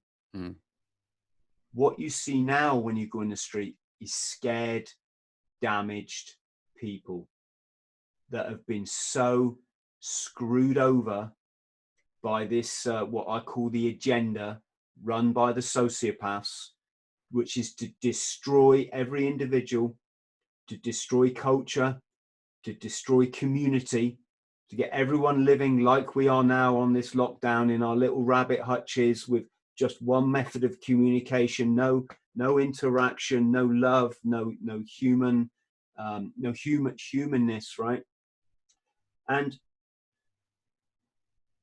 I was, we were on holiday the other day and I was running along the seafront and we holidayed in Devon, and every runner the other way is like, it used to be you went out for a run, you said hi to everyone running the other way. It was kind of, that was your kind of, I don't know, your shoe in, so to speak, is you're both runners, so you can say hi, and everyone did it, right? Same as bikers will always like wave to one another. Now everyone's head down in their own world of insecurity and fear. In that scenario probably isn't, but we've just lost the ability to be bloody human. And what I'm saying is, Andy, I'm old enough to see that. And I wish these young people, I just so much wish I could put what's in my head into there so they could just have a brief overview of what's really going on. Well, I don't think age is particularly relevant here, because I think all age groups have everything. We've got the sheep, we've got the wolves, we've got the sheepdogs, we've got the clever, we've got the dumb, we've got those that will follow slavishly, we'll go those that will think independently. So age is misleading. There are plenty of young people who've got the same views, and very elderly people as well. The bottom line is this, in my opinion, we have a DNA imprint in us, and the need to be social is as powerful as the need to breathe or to eat and sleep and drink and all those things, right? You don't need to be taught this stuff. This is natural. We're just going through a phase. That's all it is. How long this phase lasts, well, nobody can predict that.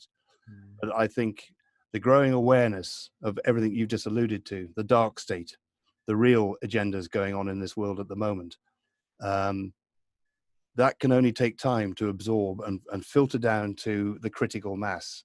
Now, what is a critical mass? Is it 51%? Is it 60? I don't know. Nobody knows. But there are plenty of indications. The best one I can remind you of is the Berlin Wall coming down in 1989. I mean, that was just unbelievable. I was in Berlin 3 weeks before that happened, and there was absolutely no indication whatsoever of what was happening. I was there in uniform. 3 weeks later, I couldn't believe it, watching on television people hacking down the very wall I've been stood next to. The Cold War suddenly ended overnight. Now, that's a critical mass thing. And the same thing can happen here. Eventually, across the world, thanks to this incredible invention, we will all get to that critical mass, and people will say, right, we've had enough of this crap. You know, I'm going back to where I am. Actually, I see a lot of evidence here right now. There are people around wandering around without masks on. They're supposed to wear them, but the police can't arrest everybody. So, you know, there's a limit to how far they can push this.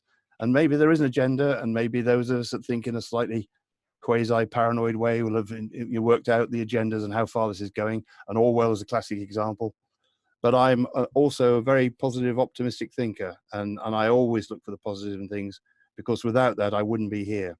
If you don't deal with the negatives, you will be destroyed by them. You have got to come out of this saying, this is a good result, this is a good example of something, or I've learned something valuable. And I think as a world, we are learning something for the very first time because of this international communication skill. We're all learning about something here, which is fundamental about how governments work, about how the world's been run, about capitalism. You know, it's all up for grabs, isn't it? We have no answers, but we are being forced to think about things. And maybe one of the great things that comes out of this is we get more involved with our own politics. Maybe we need to start thinking more seriously about the people we put up there in charge, you know, and be more demanding, demand results, not just simply talk about it. But you're right, we're not talking revolution or anything stupid like that. We don't need that. We just need that critical mass, and it's education, and education's the key to everything. If we can sort the education out, mate, we sort out the world. Simple as that. There'll be no child abuse. Yeah, my point about service personnel is, like, you are warriors, but at the minute, I'm sorry to say it, all I see is sheep. and we don't need sheep. We don't need more sheep. We need people to start to, you know, to start broadening their minds and listening to the people that know, instead of just shutting people down because it doesn't fit your, you know, your Coronation Street and BBC News narrative. It's, yeah, can't really say any. It's that thing though, Andy, isn't it? How do you wake up? I don't know if you can wake someone else up. You probably could if they were a really good friend and you had mutual love and respect for one another, and you could sit down and have a rational conversation. But the one thing that this sociopathic agenda has instilled in people, and it's done it massively, is it makes everybody live out their ego. You know, all these selfie stuff and flashy cars, and, you know, it makes everybody live out their ego. And when you live out your ego, you're reactionary. It's all about protecting you and your sense of being and your sense of worth. How dare anybody have a different opinion with me? Whereas I think for what you must have come through in your life, and I know what I've come through, you have to get rid of that one. You know, you have to start seeing the world for what it is, not the way that your defenses automatically kind of try to defend you from. Well, I think where age is relevant, and you were right to bring this up in this context, the youth don't have that capability of making that comparison. They've obviously been born in the age of political correctness, which in my opinion is more threatening than any nuclear holocaust or any previous conflict this world's ever seen. It is a cancer within all of our societies that has undermined our ability. You know, if I transgressed the rules when I was at boarding school, you got caned. Simple as that. There was no messing around. There was no apologies. There was no need to sort of make a big deal of it. You know, you're going to get punished, son. End of story. I remember running down the road one day as a boy at home, privileged part of the country, you know, in West Midlands, out near Shropshire, screamed the top of my head off on a Sunday morning because I was going to see a friend of mine. Next thing I know, I'm lying on my back seeing stars, and there's this enormous copper standing over me, waving his finger, going, "Keep quiet, son. People like to have a lie-in on Sunday morning." I had no idea where he came from. He just clouted me around the ear like that, and I was sent flying. That was a day when we had, you know, society that was disciplined and had respect. That's totally gone. We've seen so many examples of that now. It's just ludicrous. But, you know, we have to get to that point of realization that cause and effect. If you don't comply with society's simple rules, then we have to have more rules to make you comply. And it just gets worse and worse and worse. And we've moved so far away from that it's now impossible to come back easily. It's got to be a critical mass thing. So in other words, things have to get worse before they get better. And I'm quite expecting that, to be honest. Yeah. But, you know, my world is simple. I was brought up at a certain age. I didn't sign up to political correctness. I don't know who invented this damn thing. I'd love to meet that person. But it's not a part of my life. I speak my mind. I say what I feel. I also try to be canny And of course, nowadays, which is why I'm not getting too deep into this debate, I also have to remember I'm representing a charity. There are some very ethical people in it who do not like to sort of advertise too many things. So we've got to be careful about finding the right line here. But bottom line is, I'm in agreement broadly with what you're saying, and a lot of people are. And we just need to sort of make more people aware of the reality. You know, get your head out that shopping bag and start seeing what's really going on around you. Exactly right. Andy, for that reason alone, I thank you from the not just the bottom of my heart, but from my family's heart, for being so open-minded. And as I say, a true definition of what a warrior actually is. With respect to your story, God, I don't usually make it through such things with dry eyes, mate, to be honest, especially when we're talking about the Royal Marines. And our favorite subject. Yeah, well, you know, your commitment in the Falklands doesn't get lost on people like me, mate. You know, it really doesn't. And for what you've come through personally, I just I don't know if congratulate you is the right word, but thank you for coming through it, such a well-rounded and decent human being. Can we chat again at some point? Delighted to. Yeah, absolutely. We have a little chat beforehand about what it is we're talking about, and then I can get my brain into gear. Yeah, no problems at all, Chris. I'm sorry about the interference again. I just heard my wife switched on the aircon downstairs, and the machine's right outside this window. So that's what's causing this, I'm afraid. That's Peter's insignificance compared to our chat, mate. That just leaves me to thank our friends listening and watching. Massive love to you all. Massive respect. Thank you for supporting the channel. If you could support us on Patreon, it's only £2 a month and loads of free gizzits there. Would be very welcome. And if you can like and subscribe, if you did like, you know, maybe you didn't, but thank you. Andy, stay on the line. Goodbye, everybody. Hello, friend. I hope this finds you well. My name's Chris THRALL. I'm a former Royal Marines Commando, and I fought my way back from chronic trauma and addiction to live, work and travel in 80 countries across all 7 continents, achieving all of my dreams and goals along the way. Now I pass my simple system on to other people, but I can only help you if you like and subscribe.